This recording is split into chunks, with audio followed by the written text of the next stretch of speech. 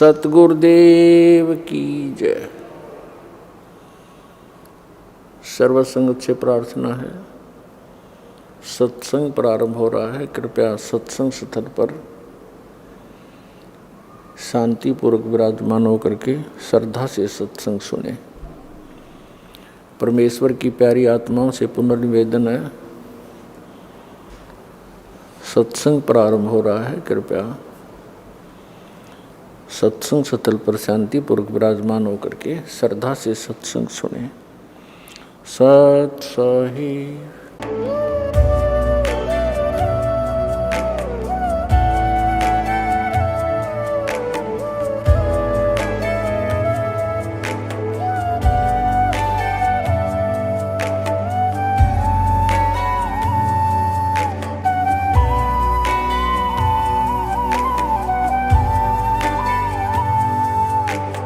गीता अ18 के श्लोक नंबर 62 में भगवान स्वयं कह रहे हैं कि अर्जुन उस परमेश्वर की शरण में जा जिसकी कृपा से परम शांति व शाश्वत स्थान अर्थात सतलोक को प्राप्त होगा।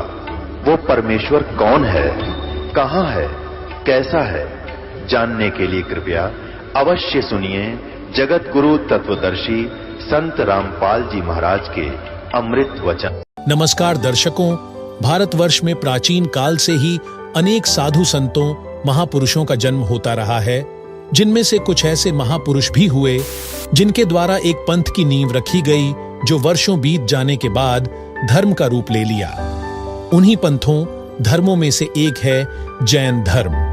दर्शकों, जैन धर्म के संस्थापक ऋषभदेव जी यानी जैन धर्म के प्रथम तीर्थंकर आदिनाथ जी को माना जाता है, जबकि इस धर्म का विस्तार महावीर वर्धमान यानी महावीर जैन से हुआ है, जो कि जैन धर्म के 24वें और अंतिम तीर्थंकर थे, जिनके जन्मदिन को जैन धर्म के श्रद्धालु जन एक पर्व के तौर पर मनाते हैं।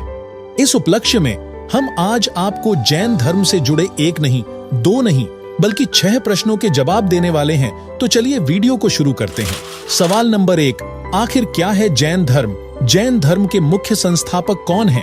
कौन सी ऐसी भक्ति क्रियाएं हैं जो जैन धर्म को अन्य धर्मों से अलग बनाती हैं?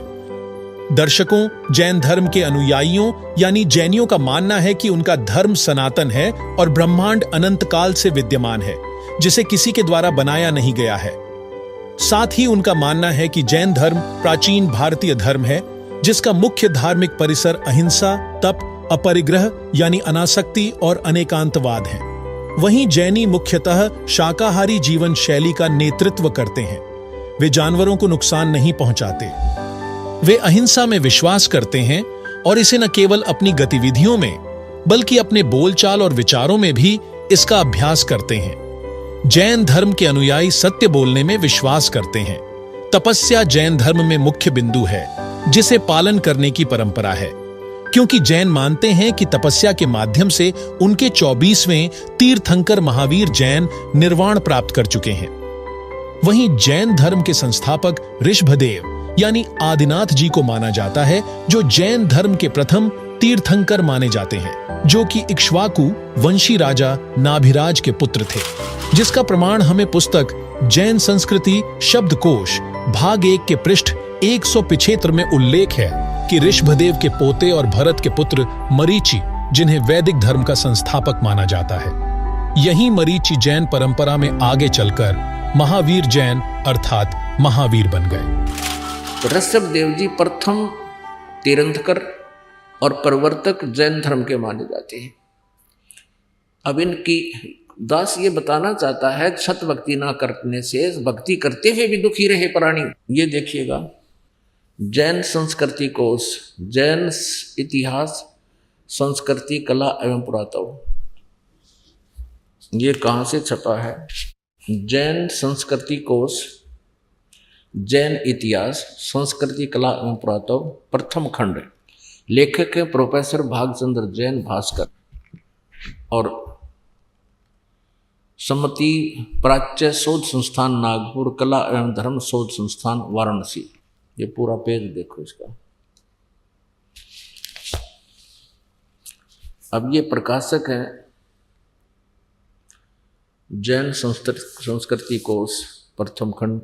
लेखक है प्रोफेसर भागचंद्र जैन भास्कर, प्रकाशक ये दोनों मिलकर हैं।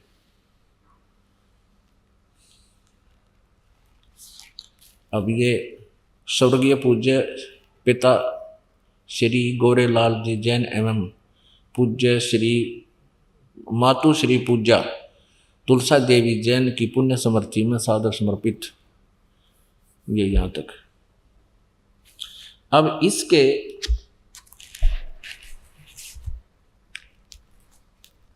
ये देखिएगा 175 पृष्ठ पे, ऋषभ देव के पौत्र मारीची, भरत के पुत्र, जो पुराण में वैदिक धर्म के प्रवर्तक माना गया है।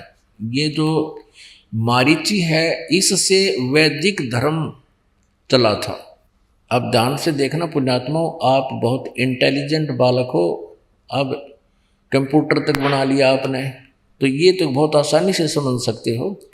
ऋषभ देव के पौत्र यानी पोते मारीची, जो भरत के पुत्र थे और जिसको मारीची को पुराण में वैदिक धर्म का प्रवर्तक माना गया है। यही मारीची जैन परंपरा में आगे चलकर महावीर जैन यानी वर्धमान बना, महावीर जैन हुआ। यही आत्मा मारीची वाली जो ऋषभ देव के पौत्र थे, पोते। अब आगे देखते हैं जैन धर्म का, ये देखो 176 पृष्ठ पे, जैन धर्म का विकास इतिहास। तीर्थंकर ऋषभ देव की जीवन घटनाएं। तीर्थंकर ऋषभ देव अंतिम कुलकर नाभिराज के पुत्र थे।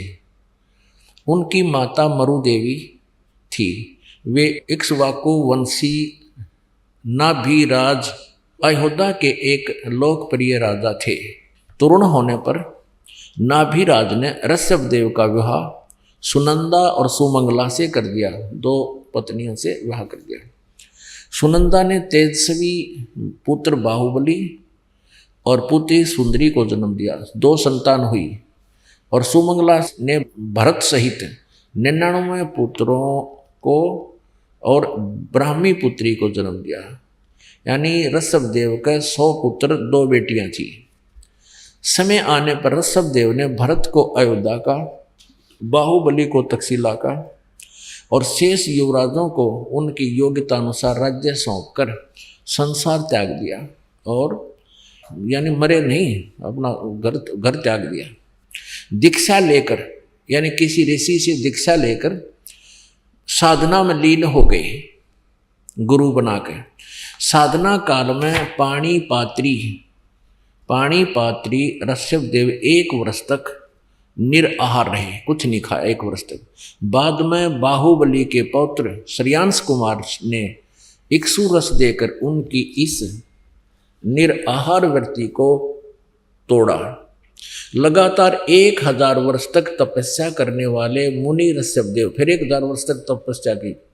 मुनि ऋषभ देव ने अंत में केवल्य ज्ञान प्राप्त किया। केवल्य 4 मुक्तियां होती हैं, उसमें से केवल्य ज्ञान इनको प्राप्त हुआ। धर्म देशना प्रारंभ की, नाम देना शुरू कर दिया। प्रथम धर्म देशना यानी प्रथम उपदेश किसको दिया? भरत के पुत्र मारीची को दिया। यानी अपने पौत्र मारीची को दिया। और यही मारीची आगे चलकर महावीर जैन बना, जो बाद में 24 में तीर्थकर महावीर बने। प्रथम धर्म देशना, ऋषभ देव ने 1000 वर्ष तपस्या करने के बाद नाम देना शुरू किया और प्रथम नाम उपदेश अपने पोते को दिया, भरत के पुत्र मारीची को। और यही मारीची आगे चल के 24 में तीर्थकर महावीर बने, महावीर जैन जिसको कहते हैं। पुण्यात्मा, आपका सौभाग्य है कि सदग्रंथों का रहस्य आपके रूबरू हो रहा है। अभी तक न तो जैन धर्म के व्यक्ति अपनी पुस्तकों में क्या रहस्य लिखा उसको समझ पा रहे, न ही हिंदू धर्म के पुण्यात्मा अपने सदग्रंथों से परिचित, क्योंकि ये नकली गुरुओं को ज्ञान नहीं था। ये आज तक ये नहीं बता सके ब्रह्मा विष्णु महेश के माता पिता कौन है। इनके इतिहास में लिखा, इनके सतीथि अजरो अमर बताते हैं, ये नासवान है। तो ऐसे हमें भ्रमित कर रखा है, इन्होंने हमारे ऊपर कैर ढा रखा है, नकली गुरुओं ने हमारे जीवनों को नष्ट कर दिया। जैन धर्म की भक्ति क्रियाओं की बात करें तो जैनियों का मानना है कि ऐसे कई तरीके और साधन हो सकते हैं जिससे परमात्मा की भक्ति की जा सकती है। जैन धर्म सबसे मजबूत तपस्वी परंपरा को दर्शाता है जो तपस्या से प्रेरित है। इसमें निःवस्त्र रहना, उपवास और तपस्या करना शामिल है। जबकि श्रीमद् भगवत गीता अध्याय 6 श्लोक 16 में कहा है, नात्यश्नतस्तु योगोऽस्ति न चैकान्तमनश्नतः न चाति स्वप्नशीलस्य जाग्रतो नैव चार्जुन, कि योग यानी भक्ति न तो ज्यादा खाने वाले की और बिल्कुल न खाने वाले यानी व्रत उपवास रखने वाले की सफल नहीं होती है। वहीं परमेश्वर के तत्व ज्ञान से परिचित होने के बाद संत गरीबदास जी अपनी अमृतवाणी में इस विषय में कहा है, गरीब प्रथम अन्न जल संयम रखें, योग युक्त सब सद्गुरु भांखे। वहीं तपस्या के विषय में सदग्रंथों में क्या कहा गया है देखिए। ऋग्वेद, यजुर्वेद, सामवेद और अथर्ववेद। अथर्ववेद तो इसने बहुत बाद में दिया है अपने पुत्र को, पहले ये 3 वेद दिए थे, उसमें से भी कुछ पोर्शन अलग से रख लिया था। तो कहने का भाव ये है कि ये चारों वेद गॉड गिवन है और श्रीमद् भगवत गीता के अंदर इसने वेद ज्ञान दिया है, बोला है श्री कृष्ण जी में प्रवेश करके। तो जो वेदों से मेल खाता है श्रीमद् भगवत गीता का ज्ञान वो सही है, और वही सूक्ष्म वेद से भी यदि मेल खाता है तो वो सही है। और जो इनसे मेल नहीं खाता है, गीता में जो इसका अपना ज्ञान है वो इसके घर का है, वो हमने नहीं मानना है। हे निष्पाप, ये भगवान बोला है, ये इतने को भगवान श्री कृष्ण महाराज बोले, इन्हें इतनी अकल थी, यो काल बोल रहा है इसमें। हे निष्पाप, इस लोक में 2 प्रकार की निष्ठा मेरे द्वारा पहले कही गई है, और उनमें सांख्य योगियों की निष्ठा तो ज्ञान योग से और योगियों की निष्ठा कर्म योग से होती है। फिर क्या कहता है, मनुष्य ने तो कर्मों का आरंभ किए बिना निष्कर्मता को, यानी ये तो अपनी सोच है, प्राप्त होता, और न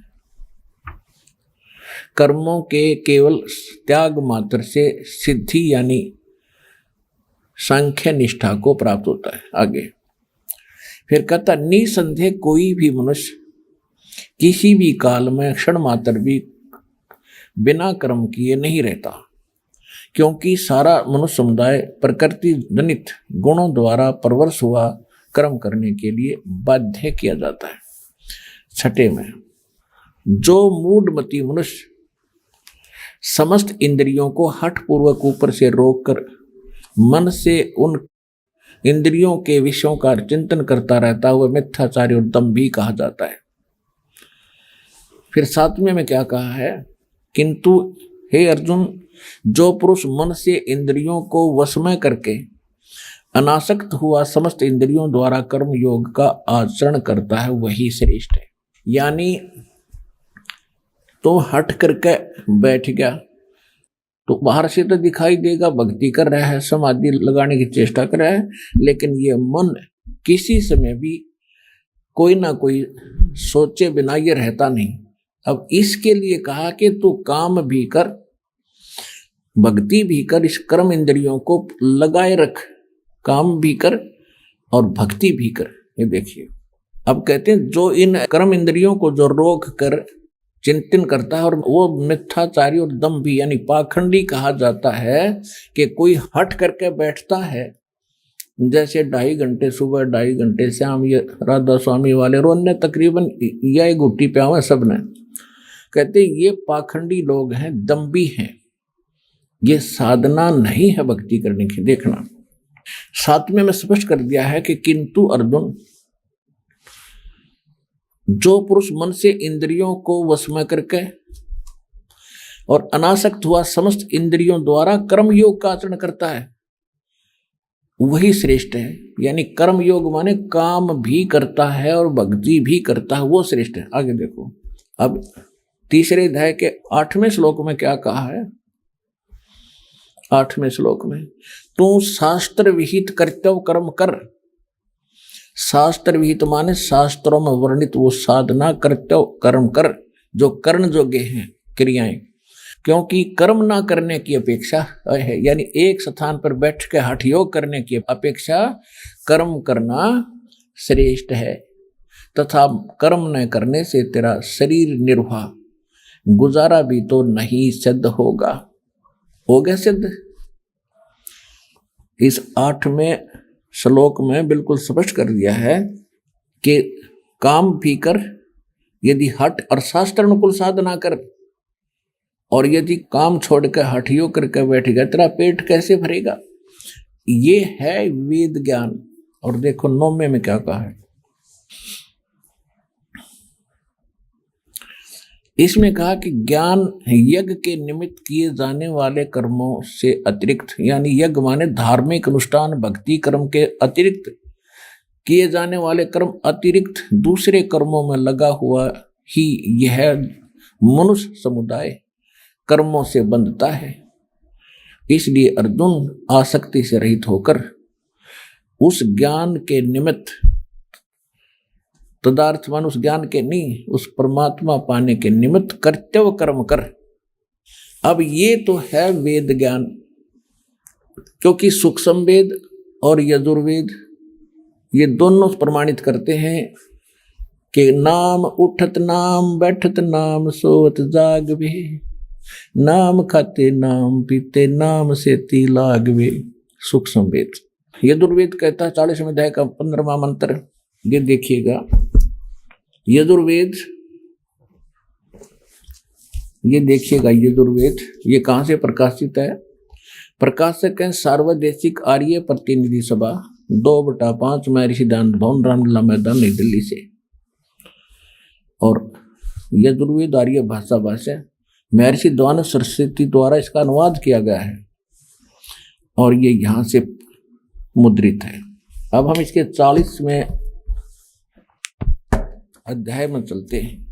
ये 40वां इसका अंतिम अध्याय है और ये लास्ट के ही मंत्र चल रहे हैं इसके अंदर। देखिएगा, ये है यजुर्वेद और 4400 यानी 40वां अध्याय 4400 और इसका मंत्र नंबर 15। हम संस्कृत भी पढ़ लेंगे जोड़ जाड़ कर, हिंदी तो आवे अपन, यह देवनागरी लिपि है। वायुर अनिलम अमृतम अथिदम अथेदम भस्मांतम शरीरम, ओम कर्तो समर किलबे समर और कर्तुम समर है 15वां श्लोक। इसका क्या अर्थ है? वायु अनिलम अमृतम अथ इदम भस्मांतम शरीरम, भस्मांतम शरीरम। इसका अर्थ है कि जब तक तेरा शरीर का नाश हो तब तक, अनल माने होती है वायु, इस वायु यानी श्वास के द्वारा सेवन करना होता ओम का। तो इसमें क्या बताया है कि ओम कर्तु समर किलबे समर, नीचे देखिएगा, ओम कर्तो समर किलबे समर और कर्तुम समर। और देख इस अज्ञानी दानंद का अनुवाद दिखाऊंगा, क्योंकि इनको कोई ज्ञान नहीं था, ये सिर्फ संस्कृत भाषा अवश्य जानते थे, तत्व ज्ञान इनके पास था नहीं, जिस कारण से इन्होंने जहां इनकी बुद्धि ने काम नहीं किया उड़ंगा कर दिया। अब इसका सीधा अर्थ है कि ओम कर्तु समर, ओम का जाप काम करते करते सिमरण कर। अब इसके अनुवाद से आपको और आसानी से सिद्ध होगा कि यो भी कोशिश कर रहा है, अर्थ तो ठीक करने की चेष्टा कर रहा है, लेकिन विचलित होने के कारण ये निष्कर्ष नहीं दे पा रहा। देखिएगा, ये इनका अनुवाद है दानंद जी का। कर्तो माने कर्म करने वाले जीव तू शरीर छूटते समय, ये ओम लिखा है, ये ओम लिखा, इसने जैसे ये कर्तु है, कर्तु का अर्थ कर दिया कर्म करने वाले जीव, बिल्कुल ठीक है। और ओम का भी यहाँ अर्थ लिखना था, ओम ही लिखना था। ओम माने ओम, को समर माने समण कर, कल्बे माने अपने सामर्थ्य के लिए परमात्मा और उनके अपने स्वरूप का समरण माने समरण कर, कर्तव्य माने अपने किए का समरण कर। वायु माने धनजा दिवायु, अनल माने कारण रूप वायु को, कारण रूप वायु, अमृतम अविनाशी कारण को धारण करता अथ इसके अनंतर इदम इस शरीरम नष्ट होने वाला सुखादि का आश्रय शरीर, भस्मांतम अंत में भस्म होने वाला। तो ऐसा जान। कोई अर्थ है इसका? कोई सिर पैर है इसके अर्थ का? इसका सीधा सा अर्थ है करतो माने काम करने वाले। यहां लिखा है ओम करतो समर, काम करते करते समण कर। और किलबे माने किलबलाहट, एक विशेष कसक के साथ तड़फ के साथ नाम का जाप करे। और कर्तव्य माने अपने मूल मनुष्य जीवन का मूल कर्तव्य जानकर ओम का जाप करे। तो इसको अंतिम सांस तक, शरीर छूटते तक, जब तेरा शरीर नाश हो तब तक इसका सेवन कर। तो ये वेद ज्ञान है कि देखिएगा गीता जी श्रीमद् भगवद गीता अध्याय नंबर 17 और श्लोक नंबर 5 में है, जो मनुष्य शास्त्र विधि रहित केवल मनमाना कल्पित घोर तप को तपते हैं, दंभ और अहंकार से युक्त, कामना से आसक्त और बल के अभिमान से युक्त भी युक्त है, शरीर से युक्त। छठे में कहा कि शरीर रूप से सथित भूत समुदाय को और अंतःकरण में सथित मुझ परमात्मा को भी वो क्रस करने वाले हैं, यानी दुखी करने वाले हैं। उन अज्ञानियों को असुर स्वभाव वाले जान। अब क्या बता दिया कि जो अपनी मनमानी तो घोर तप तपते करते हैं, तो उनको शास्त्र विधि त्याग कर, क्योंकि शास्त्र के अनुसार जो तप लिखा है वो और है, वो 3 प्रकार के तप हैं। वो तप नहीं, उनको एक अलग से साधना बताई। जैसे हरिश्चंद्र ने वचन तप किया था कि मैं सत्य बोलूंगा, असत्य नहीं कहूंगा। उसके कारण उसने जो भी यातनाएं सहन करनी पड़ी, उसने सत्य बोला, वो तप था। अब जैसे ये दास सत्य बोल रहा है, सच्चाई कह रहा है, हमें भी यातना सहन करनी पड़ी, जेल में भी जाना पड़ा, झूठे मुकदमे भी बना दिए, ये हमारा तप है। और तप का फल भगवान कबीर परमेश्वर सबको देता है। जैसे प्रहलाद ने यही सत्य बोलने का तप किया था, वाणी वाला तप किया था। अपने पिता से कह दिया था कि तू भगवान नहीं है और तेरे द्वारा बताई गई साधना परमात्मा प्राप्त नहीं करा सकती, उस परमात्मा की भक्ति से ही मोक्ष होगा। इसी से पिता पुत्र का झगड़ा हो गया और उसने खूब सताया। वो जो तप था उसको तप, वो शास्त्र अनुकूल तप था। और जो आंख मीच कर कितने बर्फ में खड़े होकर कितने ऊपर न पाक रखे, कितने झूल गाल के, ये शास्त्र विरुद्ध और मनमाना आचरण तप है, ये नहीं करना चाहिए। इससे सिद्ध है कि उपवास और तपस्या से लाभ मानना जैनियों की गलत धारणा है, क्योंकि यह शास्त्र विरुद्ध मनमाना आचरण है। यही कारण था कि इन क्रियाओं से जैन धर्म के प्रथम तीर्थंकर ऋषभदेव की मौत जंगल की आग में जलने से हुई थी, जिसका प्रमाण श्रीमद् भागवत पुराण में मिलता है। सवाल नंबर 2, जैन धर्म का मूल मंत्र क्या है और इन मूल मंत्रों का हमारे शास्त्रों में कहां प्रमाण है? जैन धर्म कौन से सिद्धांतों पर आधारित है?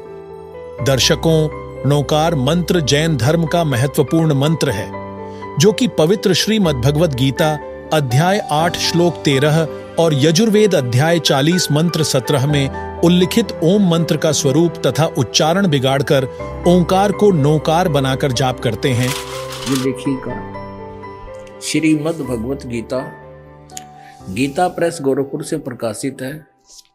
जयदयाल गोविंद का इसके अनुवादक है। 8वें अध्याय का 16वां श्लोक आपको दिखाते हैं और ये 8वें अध्याय का 13वां दिखाते हैं। पहले ये गीता जी का ज्ञान ब्रह्म ने श्री कृष्ण जी में प्रवेश करके दिया और वो कहता 8वें अध्याय का 13वां श्लोक, ओम इति एकाक्षरम ब्रह्म व्याहरण माम अनुस्मरन् ये प्रयाति तजंदेहम स याति परमाम गतिम। ये कहता है गीता ज्ञानदाता ब्रह्म श्री कृष्ण में प्रवेश करके प्रेतवत बोल रहा है। माम ब्रह्म मुझ ब्रह्म का, माम ब्रह्म मुझ ब्रह्म का, ओम इति माने यह एक अक्षर, केवल ओम यह एक अक्षर है। व्यवहारन अनुस्मरण उच्चारण करता हुआ सिमरण करने का। और यह प्रयाति तजंदेहम जो शरीर त्यागते समय तक इसका सिमरण करता हुआ जाता है, सयाति परमाम गतिम, वह परम गति को प्राप्त होता। जो ओम नाम के जाप से जो गति प्राप्त होती है वो क्या है? वो ब्रह्मलोक है। वहीं गीता अध्याय 7 श्लोक 18 में उदारा सर्व एवैते ज्ञानी त्वात्मैव मे मतम् आस्थितः स हि युक्तात्मा मामेवानुत्तमां गतिम्। गीता ज्ञान दाता ब्रह्म अपनी साधना को अनुत्तम अर्थात घटिया बताता है, जिससे स्पष्ट होता है कि नोकार मंत्र का जाप जीव को मुक्त नहीं करेगा और यह निर्वाण प्राप्त करने के लिए अनुचित मंत्र है। जबकि मोक्ष प्राप्ति के 3 मंत्रों का संकेत गीता अध्याय 17 श्लोक 23 में बताया है। देखिए, अब 17वें अध्याय के गीता जी के 23वें श्लोक में कहा है कि उस सच्चिदानंद घन ब्रह्म के पाने का 3 मंत्र का जाप का निर्देश है। Nothing else. निर्देश माने नथिंग और कुछ नहीं, सिंपल ओनली डायरेक्शन। ये है, देखिएगा 17वें अध्याय का और 23वां श्लोक श्रीमद् भगवत गीता, और ये 17वां अध्याय 17वें का 23वां श्लोक है। ओम तत्सत इति निर्देश है ब्रह्मण है त्रिविध है समर्थ है ब्राह्मणा तेन वेदा च यज्ञा विहिता पुरा। ओम ओम तत् तत् सत सत, ऐसे यह 3 प्रकार का सच्चिदानंद घन ब्रह्म उस परम अक्षर ब्रह्म का मंत्र कहा है।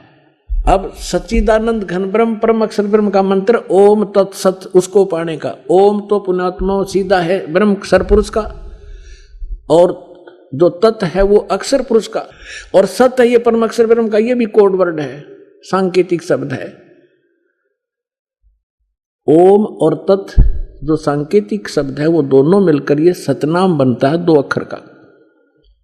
और जिसका भी आज तक मोक्ष हुआ उन महापुरुषों ने इस सतनाम का जाप किया है। और जो सत है वो सारनाम की तरफ संकेत है, वो भी कोई अन्य मंत्र है, वो सांकेतिक कोड वर्ड दास के पास है, इस पृथ्वी विश्व में किसी के पास नहीं। सवाल नंबर 3, जैन धर्म में मुख्य किस ईश्वर की आराधना की जाती है? इस धर्म के अनुसार ईश्वर के मुख्य कार्य क्या हैं? जैन धर्म में मुख्यतः किसी ईश्वर को नहीं माना जाता, अपितु तीर्थंकरों को ही प्रभु मानकर उनकी मूर्तियों को मंदिरों में स्थापित करके उनकी आराधना की जाती है। वहीं एक बहुदेववादी धर्म होने के नाते जैनी एक भगवान में विश्वास नहीं रखते हैं। जैनियों का मानना है कि जीव की गुणवत्ता को कर्म निर्धारित करते हैं और ब्रह्मांड को अस्तित्व में रखने के लिए कोई परम शक्ति की आवश्यकता नहीं है, यानी कोई रचनात्मक परम शक्ति नहीं है जिसने ब्रह्मांड की रचना की है, अर्थात ब्रह्मांड का कोई रचनहार भगवान नहीं है। आरंभ से ही इसका अस्तित्व है, जो एक महिला का एक पुरुष के साथ मिलन होने के बाद से होता है और बाद में सभी मर जाते हैं। दर्शकों, ऐसे लोगों के विषय में गीता अध्याय 16 श्लोक 8 में कहा गया है, असत्यमप्रतिष्ठन्ते जगदाहुरनीश्वरम् अपरस्पर संभूतं किमन्यत् कामहैतुकम्, कि वे आसुरी प्रकृति वाले कहा करते हैं कि जगत आश्रय रहित सर्वथा असत्य तथा अनीश्वरम, यानी बिना ईश्वर के अपने आप केवल स्त्री पुरुष के संयोग से उत्पन्न होता है। केवल काम ही इसका कारण है, इसके सिवा क्या है? ऐसी धारणा वाले प्राणी राक्षस स्वभाव के होते हैं। फिर गीता अध्याय 16 श्लोक में कहा है, एतां दृष्टिमवष्टभ्य नष्टात्मानोऽल्पबुद्धयः प्रभवन्त्युग्रकर्माणः क्षयाय जगतो हिताः, कि इस मिथ्या ज्ञान को अवलंबन करके जिनका स्वभाव नष्ट हो गया है, जिनकी बुद्धि मंद है यानी ज्ञानहीन है, सबका बुरा करने वाले यानी भ्रमित करके गलत ज्ञान गलत साधना द्वारा अनमोल जीवन नष्ट कराने वाले क्रूर कर्मी मनुष्य केवल जगत के नाश के लिए ही उत्पन्न होते हैं, जिससे सिद्ध है कि जैन धर्म में चल रही साधना तथा विधान निराधार तथा नरकदायक है। इससे मोक्ष तो स्वप्न में भी नहीं हो सकता। वहीं जैन धर्म का मानना है कि तीर्थंकर मनुष्यों की तरह पैदा हुए, अर्थात जन्में, ध्यान और आत्मबोध के माध्यम से जब वे ज्ञान प्राप्त करते हैं तो जैन धर्म में वे भगवान हो जाते हैं, क्योंकि उन्होंने निर्वाण प्राप्त कर लिया है। तो चलिए जानते हैं आत्मबोध ज्ञान के विषय में। क्या केवल आत्मज्ञान होने से ही जीवात्मा निर्वाण प्राप्त कर सकती है? अभी तक हम सुना करते थे ऋषियों से कि आत्मज्ञान होना चाहिए,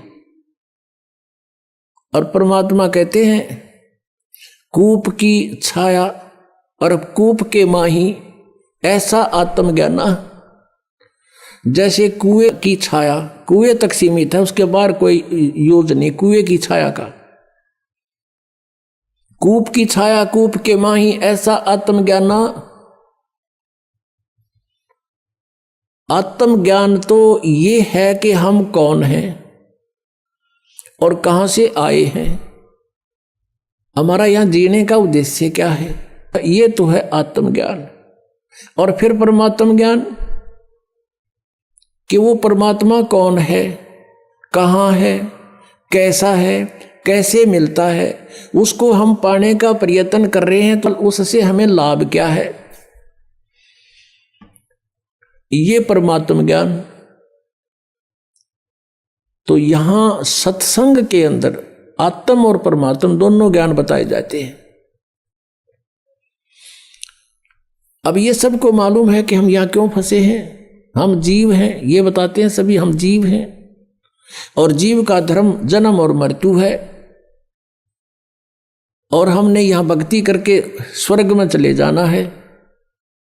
स्वर्ग में जाकर के क्या करना है, वहां अपने ठाठ भोगेंगे, मौज करेंगे, वहां मौज की कितने दिन करोगे, बस फिर क्या पता, वहां मौज करेंगे जितने आपकी जेब में चवन्नी होगी, जितने पैसे टके आप पुण्य भक्ति साधन के जोड़ के ले जाओगे, उस स्वर्ग महास्वर्ग रूपी होटल में बर्बाद करके खर्च खा के फिर वापस आ जाओगे, क्योंकि वो आपका भोग समय है, भोग का स्थान है।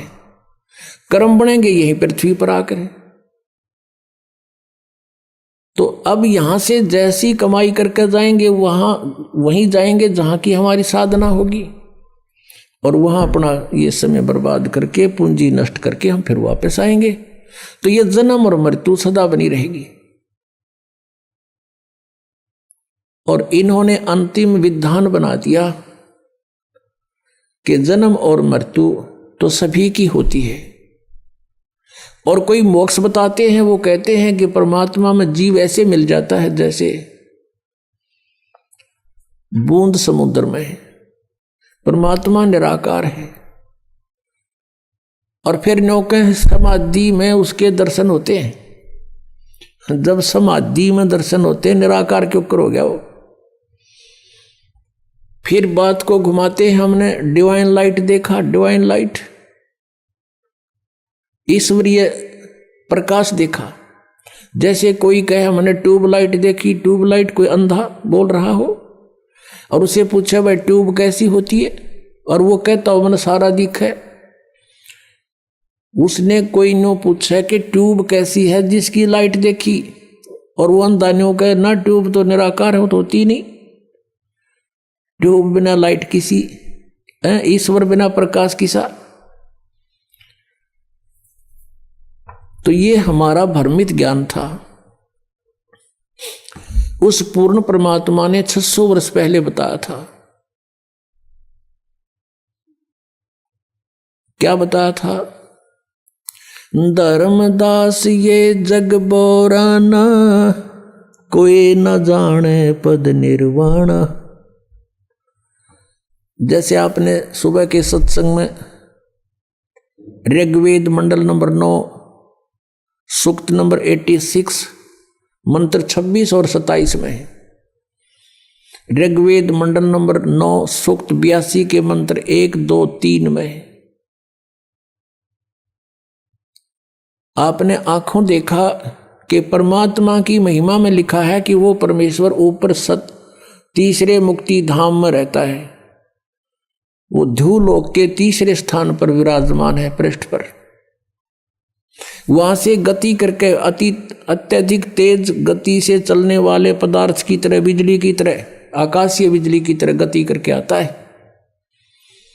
और अच्छी आत्माओं को प्राप्त होता है, अच्छी आत्माओं को मिलता है, श्रेष्ठ आत्माओं को मिलता है। तो वो ऐसी लीला कौन से भगवान ने कर रखी है? केवल कबीर परमेश्वर ने। और जिनको हम भगवान मानते थे उनकी किसी लीला में वेदानुसार उनकी महिमा नहीं है, केवल कबीर जी की महिमा वेदानुसार है। अब विचारणीय विषय यह है कि यदि जैन धर्म की भगवान की अवधारणा पर भरोसा किया जाए तो ऐसा प्रतीत होता है कि हम सभी भगवान बन सकते हैं, क्योंकि प्रत्येक इंसान के पास सामर्थ्य है और हठ योग और उपवास जैसी प्रथाओं से हर आत्मा निपुण हो सकती है, हर कोई भगवान हो सकता है, जिससे जैन धर्म में भगवान की अवधारणा भक्तों की शंका बढ़ाती है। हालांकि जैन धर्म का यह भी मानना है कि हमें हमेशा सच्चे देव व गुरु की आराधना करनी चाहिए।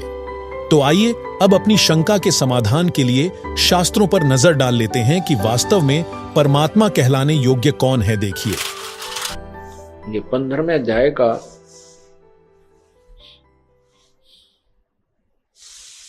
और ये 16वां श्लोक है। दिवौ इमौ पुरुष लोके क्षर च अक्षर एवं च क्षर सर्वाणी भूतानि कटुस्थ अक्षर उच्यते। अनुवाद इसका किया है कि इस संसार में नाशवान और विनाशी भी ये दो प्रकार के पुरुष हैं। पुरुष माने प्रभु, स्वामी, भगवान कहो। लेकिन इसका जो परिभाषा हम आपको समझाने चले हैं प्रभु की, अब यहां प्रारंभ होती है। अभी तक ये इसकी भूमिका बनी है। अब देखना, इस संसार में नाशवान और विनाशी भी ये दो प्रकार के पुरुष यानी प्रभु हैं। और संपूर्ण प्राणियों के, इन्हीं के लोक में संपूर्ण प्राणियों के शरीर नाशवान है और जीवात्मा अविनाशी कहा जाता है। अब ये अक्षर पुरुष और क्षर पुरुष, क्षर पुरुष क्योंकि ये जो पुरुष है, देव जो पुरुषों हैं, इनको हम यहां लगा सकते हैं। ये क्षर पुरुष और अक्षर पुरुष। क्षर पुरुष माने ये ब्रह्म और अक्षर पुरुष माने ये परब्रह्म भी दो प्रकार के परमात्मा हैं, प्रभु हैं। और इनके लोकों में सभी प्राणियों तो शरीर के नाशवान हैं और जीवात्मा अविनाशी कहा जाता। जैसे अभी आपने परब्रह्म की भी आयु की सीमा देखी और ब्रह्म की भी। जब परब्रह्म का एक दिन समाप्त होगा 1000 युग का, चतुर्युग नहीं, ब्रह्म का, ब्रह्म का, परब्रह्म का, अक्षर पुरुष का जब एक दिन समाप्त होगा जो 1000 युग का होगा। एक युग आपको बताया कि 70,000 त्रिलोकीय शिव की मृत्यु के बाद एक काल मरेगा जो एक ब्रह्मलोक में रहता है।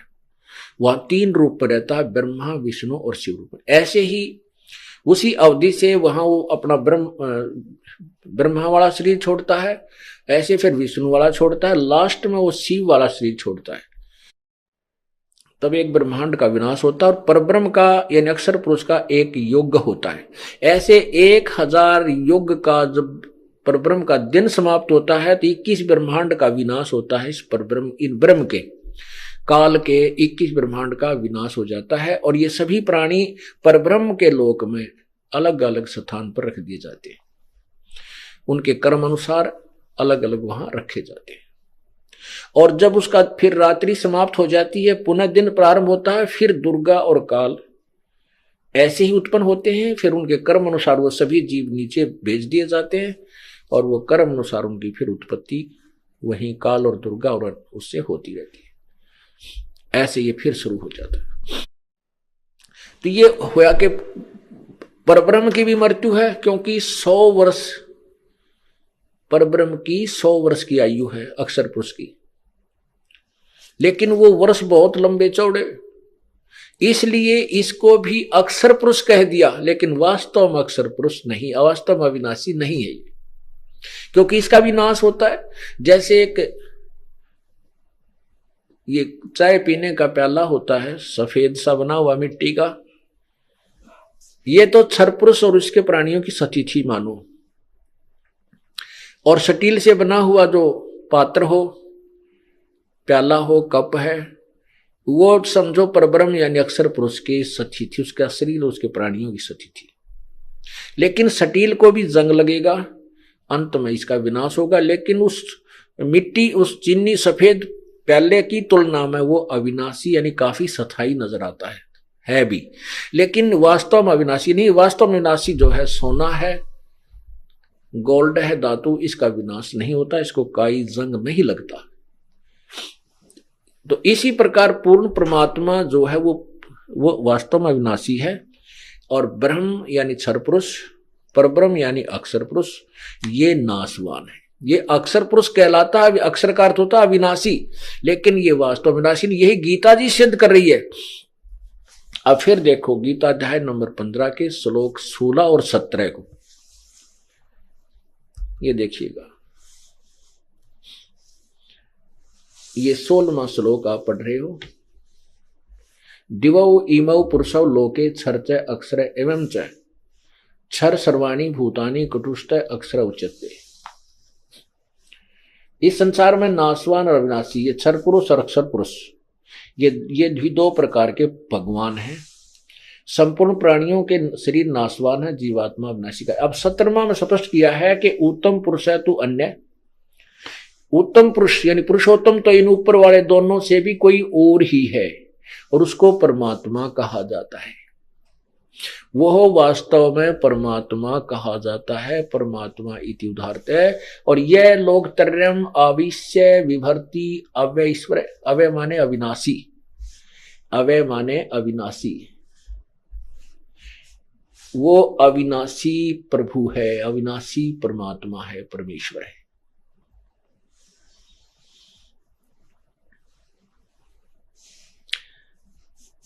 अब सिद्ध हो गया, क्योंकि ऊपर दोनों से कोई और है, क्षर पुरुष और अक्षर पुरुष से कोई उत्तम पुरुष और है, और वही परम अविनाशी, और वही तीनों लोकों में प्रवेश करके सबका धारण पोषण करता है। अब देखना, अब ये समझ में आएगी आपको उल्टा लटका हुआ संसार रूपी वृक्ष का चित्र।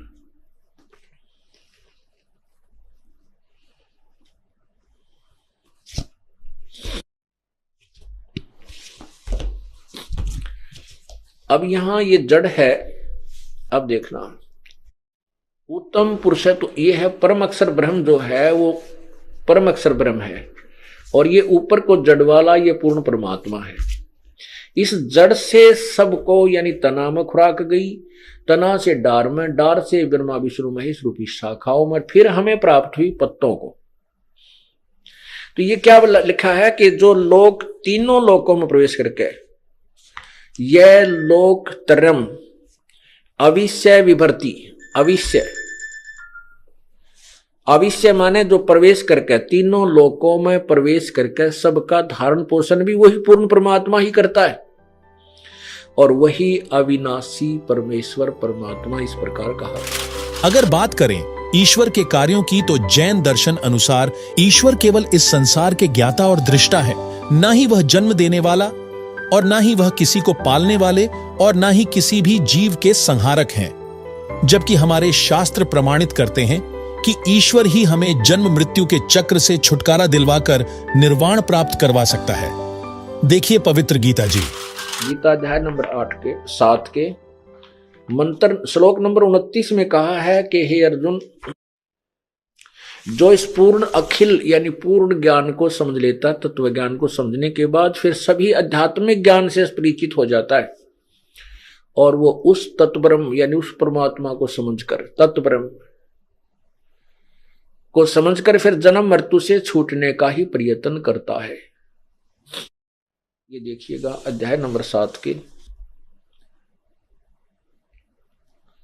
ये श्लोक नंबर 29। जरा मरण मोक्षाय माम आश्रित्य यतन्ति ये ते ब्रह्म तत् विदु कृत्स्नम अध्यात्म कर्म च अखिलम। इसका क्या अर्थ है कि ये अनुवाद किया इन्होंने, जो मेरे शरण होकर, भावार्थ यह कि गीता ज्ञान दाता कह रहा है कि मैं जो ज्ञान दे रहा हूं इसके आश्रित होकर के, यानी तत्वदर्शी संत से मिलने के बाद जरा मरण मोक्षाय जरा और मरण से छूटने के लिए यत्न करते हैं वे पुरुष, वो साधक, तत्व ब्रह्म, तत्व माने उस, ब्रह्म माने परमात्मा को, इस तत्व माने उस ब्रह्म को और संपूर्ण अध्यात्म को तथा संपूर्ण कर्मों को जानते हैं। इसमें स्पष्ट कर दिया कि जो तत्व ब्रह्म को मेरे इस ज्ञान को आश्रित कर लें, जैसे मैं बता रहा हूं चौथे अध्याय के 34वें श्लोक में कि उस तत्व ज्ञान को तत्वदर्शी संतों के पास जाकर सुन, जो मेरे इस ज्ञान का आसरा लेकर तत्वदर्शी संतों के पास पहुंच जाते हैं और फिर पूरे संपूर्ण अध्यात्म ज्ञान से परिचित हो जाते हैं, तो उस तत्ब्रह्म को जानकर, तत्ब्रह्म कौन है ये 8वें अध्याय के प्रथम और तीसरे मंत्र में स्पष्ट होगा। उन सबको जानकर फिर वो जन्म मृत्यु से ही छूटने का प्रयत्न करते हैं। साथ ही जैन धर्म के इस सिद्धांत को गीता अध्याय 16 श्लोक 8-9, गीता अध्याय 15 श्लोक 17 भी एकदम गलत सिद्ध करते हैं, जिसे आप पूर्व में देख व सुन चुके हैं। सवाल नंबर 4, जैन धर्म के साधकों के क्या क्या लक्षण होने चाहिए? क्या जैनी वास्तव में अहिंसा, सत्य व तपस्या का मार्ग अपनाते हैं? जैन धर्म में गुरु की पहचान ब्रह्मचर्य आदि कुछ लक्षणों के आधार पर तय किया जाता है। जैन धर्म के अनुसार मुनि की पहचान मयूर, पिच्छी और कमंडलू से होती है और साधकों की पहचान रत्नत्रय स्वरूप यज्ञोपवीत जनेऊ धारण करने से होती है। जबकि पवित्र शास्त्र गीता में पूर्ण गुरु की क्या पहचान बताई गई है, देखिए। 15वें अध्याय का प्रथम मंत्र, 15वें अध्याय का प्रथम मंत्र आपको स्पष्ट कर रहा है कि वो तत्वदर्शी संत कैसा होगा। इसका लिंक यहां जोड़ा। अब ये दास आपको क्लियर करना चाहता, स्पष्ट करना चाहता है, समझाना चाहता है कि परमात्मा किसे कहते हैं, भगवान किसे कहते हैं, भगवान की क्या परिभाषा है, उसकी ये भूमिका बनाई जा रही है। अभी तक भूमिका बन रही है भगवान की डेफिनेशन को समझाने के लिए। भगवान की जो परिभाषा है उसको समझाने के लिए अभी तो ये भूमिका बन रही। अब तत्वदर्शी संत की पहचान 15वें अध्याय के प्रथम मंत्र में ही बताई है। देखिएगा श्रीमद् भगवद गीता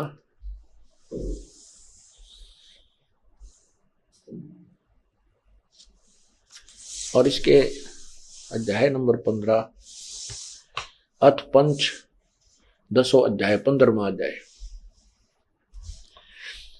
इसमें है कि ऊर्ध्व मूलम, ऊर्ध्व माने ऊपर को, मूलम माने जड़, अधः शाखम नीचे को शाखा वाला, अश्वत्थम प्राहु अवयम, ये मजबूत पीपल का वृक्ष यानी वृक्ष रूपी अविनाशी संसार रूपी वृक्ष कहा है, जो कहा गया है, कहा है छंदासी यस्य पर्णानि ये तम वेद स वेदविद। छंद माने टुकड़े, विभाग सहित जिसके पत्ते आदि हैं वो ये तम वेद स वेदविद, जो उसको जानता है, स वेदविद, वह तत्वदर्शी संत है, वह वेद के तात्पर्य को सही जानता है। ये देखना इन्होंने अनुवाद किया आदि पुरुष परमेश्वर मूल वाले। भावार्थ इनका ये ठीक है, ये कहना चाहते हैं कि ऊपर को जड़ है वो तो पूर्ण परमात्मा आदि पुरुष परमेश्वर समझो, और नीचे को शाखा तीनों गुण रूपी रजगुण ब्रह्मा, सतगुण विष्णु, तमगुण शिवजी रूपी शाखाएं हैं। ये देखना आदि पुरुष परमेश्वर मूल वाले, अधः शाखम, अधः का अर्थ इन्होंने ब्रह्मा रूप मुख शाखा वाले लिख दिया, नहीं, अर्ध माने नीचे होता है। ये देखो इन्होंने खुद ही किया है, अधः, अधः माने नीचे, अधः माने नीचे। कौन से में? दूसरे ही मंत्र में। ये 15वें अध्याय के दूसरे ही मंत्र में इन्होंने अधः 2 बार लिखा इसमें, इसका यहां अनुवाद किया है। अधः माने नीचे और अधः माने नीचे। तो यहां हम इसके अनुसार अनुवाद करें, क्योंकि तो विचलित थे ये अनुवाद करता, इनको पूर्ण ज्ञान नहीं था। ऊर्ध्व मूलम अधः शाखम, ऊपर को आदि पुरुष परमेश्वर मूल वाले, ये ठीक है। पूर्ण परमात्मा तो ऊपर को जो जड़ है वो तो पूर्ण परमात्मा समझो इस संसार रूपी वृक्ष के। अधः शाखम, नीचे को शाखा वाला। अब ये आपको समझ में आएगा इससे, ये चित्र देखें, ये है उल्टा लटका हुआ संसार रूपी वृक्ष, ये सारा।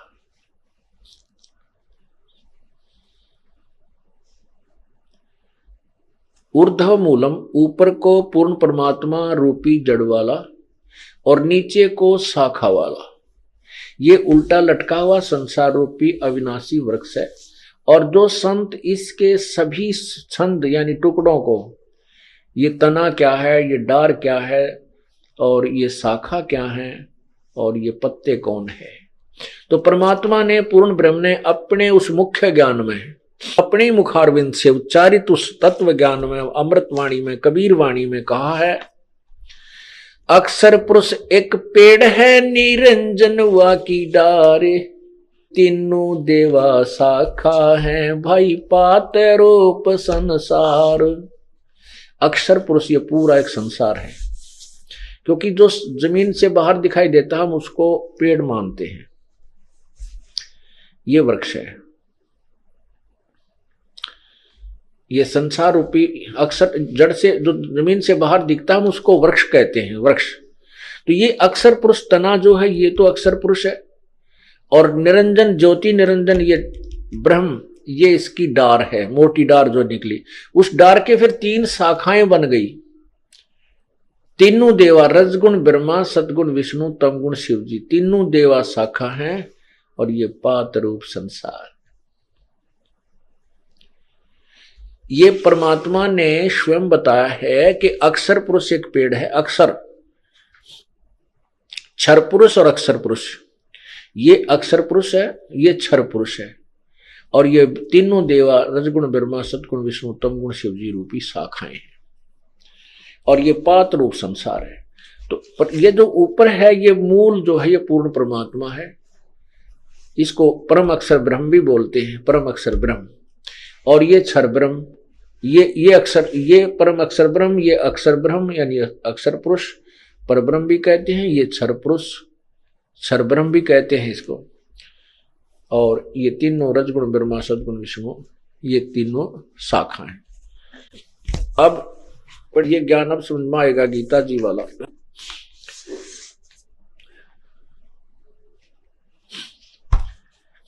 ये देखो, अथ पंचदशो अध्याय, ये प्रथम मंत्र 15 में जाएगा। प्रथम मंत्र आपको सुना रहा हूं श्री गीता जी का। आदि पुरुष परमेश्वर मूल वाले, ऊर्ध्व मूलम, ऊपर को, ऊर्ध्व माने ऊपर को, मूल वाला, और अधः माने नीचे को। इन्होंने लिखा ब्रह्मा रूप मुख, मुख्य शाखा वाले, ब्रह्मा रूप मुख्य शाखा वाले नहीं, अधः शाखम, नीचे को शाखा वाला। ये संसार रूपी पीपल के वृक्ष को अविनाशी कहते हैं, वेद जिसके पत्ते हैं। छंद माने टुकड़े होता है, छंदासी यस्य प्रणानी, और इसके छंद, इसके टुकड़े जो हैं वो अलग अलग विभाग हैं, उसके पत्ते आदि कई हैं। उस संसार वृक्ष को जो पुरुष, जो व्यक्ति मूल सहित जड़ से लेकर शाखाओं तक तत्व से जानता है, वह वेद के तात्पर्य को जानने वाला है। तम यह वेद, उसको जो जानता है, वेद माने जानना भी होता है, ज्ञान होता है।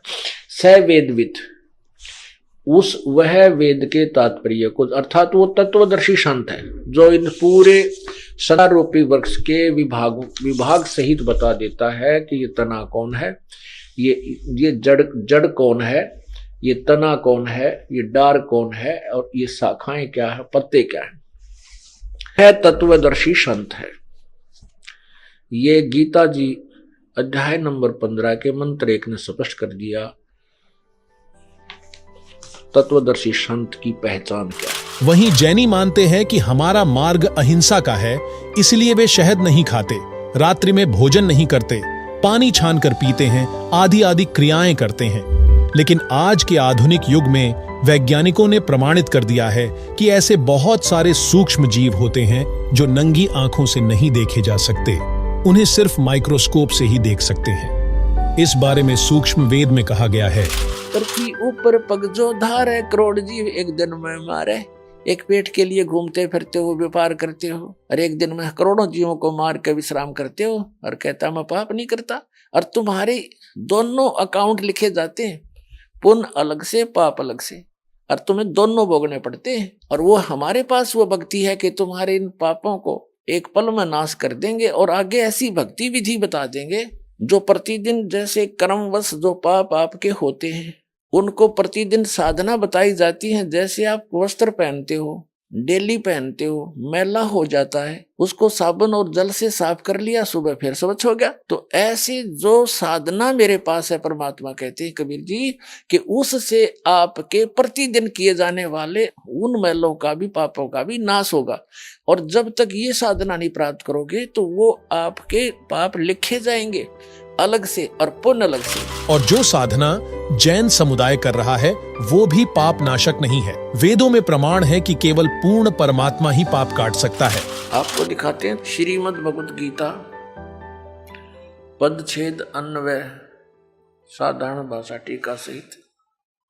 ये गीता प्रेस गोरखपुर से प्रकाशित है, जयदयाल गोविंद का इसके अनुवादक है। ये अध्याय नंबर 4 है श्रीमद् भगवत गीता का।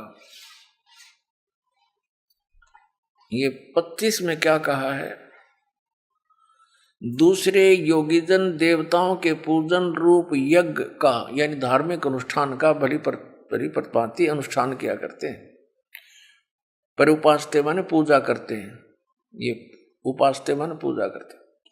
और अन्य ब्रह्म अग्नौ यानी ब्रह्म परब्रह्म नहीं, इस काल की साधना तक सीमित है, आत्म रूप यज्ञ का हवन किया करते हैं। और 26वां अन्य श्रोत्रादि समस्त इंद्रियों को संयम रूप अग्नियों में हवन किया करते हैं, यानी कुछ अपने इन कान आदि रोक राख कर ये क्रियाएं करते रहते हैं। दूसरे योगीजन शब्द आदि, शब्द स्पर्श रूप रसगंध, इन समस्त विषयों को इंद्रिय रूप अग्नि में हवन किया करते हैं, यानी अपनी संयम साधना में लगे रहते हैं। दूसरे योगीजन इंद्रियों की संपूर्ण क्रियाओं को और प्राणों की समस्त क्रियाओं को, श्वासों की, प्राण माने श्वासों की, ज्ञान से प्रकाशित आत्म संयम रूप योग रूप अग्नि में हवन किया करते हैं। हवन माने साधना करते हैं। और कई पुरुष द्रव्य संबंधी यज्ञ करने वाले हैं, यानी द्रव्य संबंधी माने धन से होने वाला, जैसे कोई भंडारा कर दिया कि तक कंबल बांट दिए, और कहीं कोई धर्मशाला बनवा दी, कोई मंदिर बनवा दिया, इस तरह कि तो भंडारे कर दिए। इस तरह कहते हैं कुछ एक इस प्रकार की साधना करके संतुष्ट है कि हमने बहुत कुछ कर लिया। द्रव्य संबंधी यज्ञ, द्रव्य माने धन से होने वाली करने वाले कितने ही तपस्या रूप यज्ञ करते हैं, कई तपस्या ही करते हैं, अनुष्ठान करते तपस्याओं का। दूसरे योग करते हैं, योग अभ्यास यानी पेट घुमा दिया कि ऊपर न पैर नीचे न सिर कर ली, इस तरह की क्रियाओं से ही वो अपने आप को संतुष्ट मानते हैं।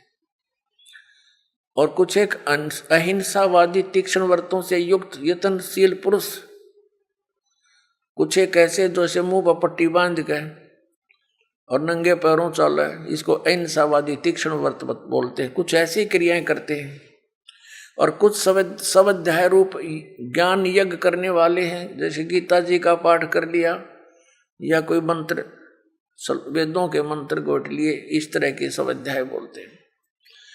अब 29-30 में क्या कहा कि दूसरे कितने योगी जन अपान वायु में प्राणवायु को हवन करते हैं, यानी अपने इन अंदर की 5 प्राणों से ही खसते रहते हैं प्राणवायु को अपान वायु में। अन्य कितने ही नियमित आहार करने वाले हैं, यानी सीमित आहार, एक बार खा लिया, थोड़ा सा खा लिया, उसका अभ्यास करते रहे। कुछ प्राणायाम करते रहते हैं प्राणों की और अपान की गति को रोककर प्राणों को श्वास छोटा कर बड़ा श्वास बढ़ाने घटाने के चक्कर में लगे रहते हैं। प्राणों में हवन क्या करते हैं। ये सभी साधक यज्ञों के द्वारा पापों का नाश कर देने वाले यज्ञों को जानने वाले हैं। इसका वास्तविक अर्थ ये है कि ये सभी अपनी अपनी साधनाओं को पाप नाश करने वाली जानते हैं। यदि ये इनको पता लग जाए कि ये साधना पाप नाशक नहीं है, तुरंत त्याग देंगे ये। यदि यही सही होते, फाइनल होते, तो चौथे अध्याय के 32वें श्लोक में गीता ज्ञानदाता ये नहीं कहता कि और विस्तार के साथ वहां लिखी हुई है। अब और विस्तार क्या रह गया, जितने डोले डोने थे सारे लिख कर रखे, इसमें बता रखे। अब देखना अध्याय नंबर 4 के और श्लोक नंबर 32 में कहा है, इसमें एक शब्द है एवं बहुविधा यज्ञ वित्ता ब्रह्मणे मुखे। ये ब्रह्मणे शब्द है इसमें चौथे अध्याय के 32वें श्लोक में। कर्मजान विधितान सर्वान एवं ज्ञातवा विमोक्ष यसे विमोक्ष से। अब क्या बताते हैं, इस ब्रह्मणे मुखे का जो अर्थ, ब्रह्मणे मुखे को हमने देखना है, इन्होंने अनुवाद गलत किया है। एवं माने इस प्रकार, बहुत प्रकार के यज्ञ यानी धार्मिक अनुष्ठान इन्होंने वेद की वाणी में कर दिया, ये गलत कर दिया। ब्रह्मणे मुखे का अर्थ लिखना था सच्चिदानंद घन ब्रह्म की वाणी में विस्तार से कहे गए। उन सब को तू कर्म जान, यानी कर्मों से, शारीरिक क्रियाओं से संपन्न होने वाले जान। नाम उठत नाम बैठत नाम सोत जागवे, नाम खाते नाम पीते नाम सेती जागवे लागवे, ये क्रिया है उसमें। विधितान, विधि जान, उनको जान। इस प्रकार तत्व से जानकर उनके अनुष्ठान द्वारा तू कर्म बंधन से सर्वथा मुक्त हो जाएगा। अब ये देखना, हमने ये गलत कर दिया ने, बेईमानी कर रखी यहाँ पर। यहां लिखना था सच्चिदानंद घन ब्रह्म की वाणी में। अब आपको दिखाते हैं इसी श्रीमद् भगवत गीता अध्याय नंबर 17 के श्लोक नंबर 23 में। इसमें है ओम तत्सत इति निर्देश है ब्रह्मण तिर्विद समर्थ ब्राह्मणा तेन वेदा च यगा जय विहिता पुरा। ओम ओम तत् तत् सत सत इति माने यह है, ऐसे यह है। तिर्विध माने 3 प्रकार का। ब्रह्मणे मुख्य, ब्रह्मणे सच्चिदानंद घन ब्रह्म का।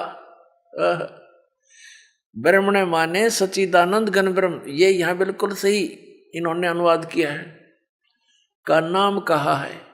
अपने आत्मा इस गीता जी अध्याय नंबर 17 के श्लोक नंबर 23 में एक तो ये कंसेप्ट क्लियर हो गया कि गीता ज्ञान दाता से एक सच्चिदानंद घन ब्रह्म कोई और है, सुप्रीम पावर, समृद्ध शक्ति, और उसका मंत्र है ओम तत्सत। ये 3 मंत्र का है। तो एक तो हमारी पवित्र गीता से हमें यह मिलेगा कि कौन सी साधना करने की है, वो कौन से मंत्र हैं जो जाप करके मोक्ष प्राप्ति होती है। और दूसरे फिर हम प्रमाण लेंगे उन महापुरुषों से जिनको हम मुक्त मानते हैं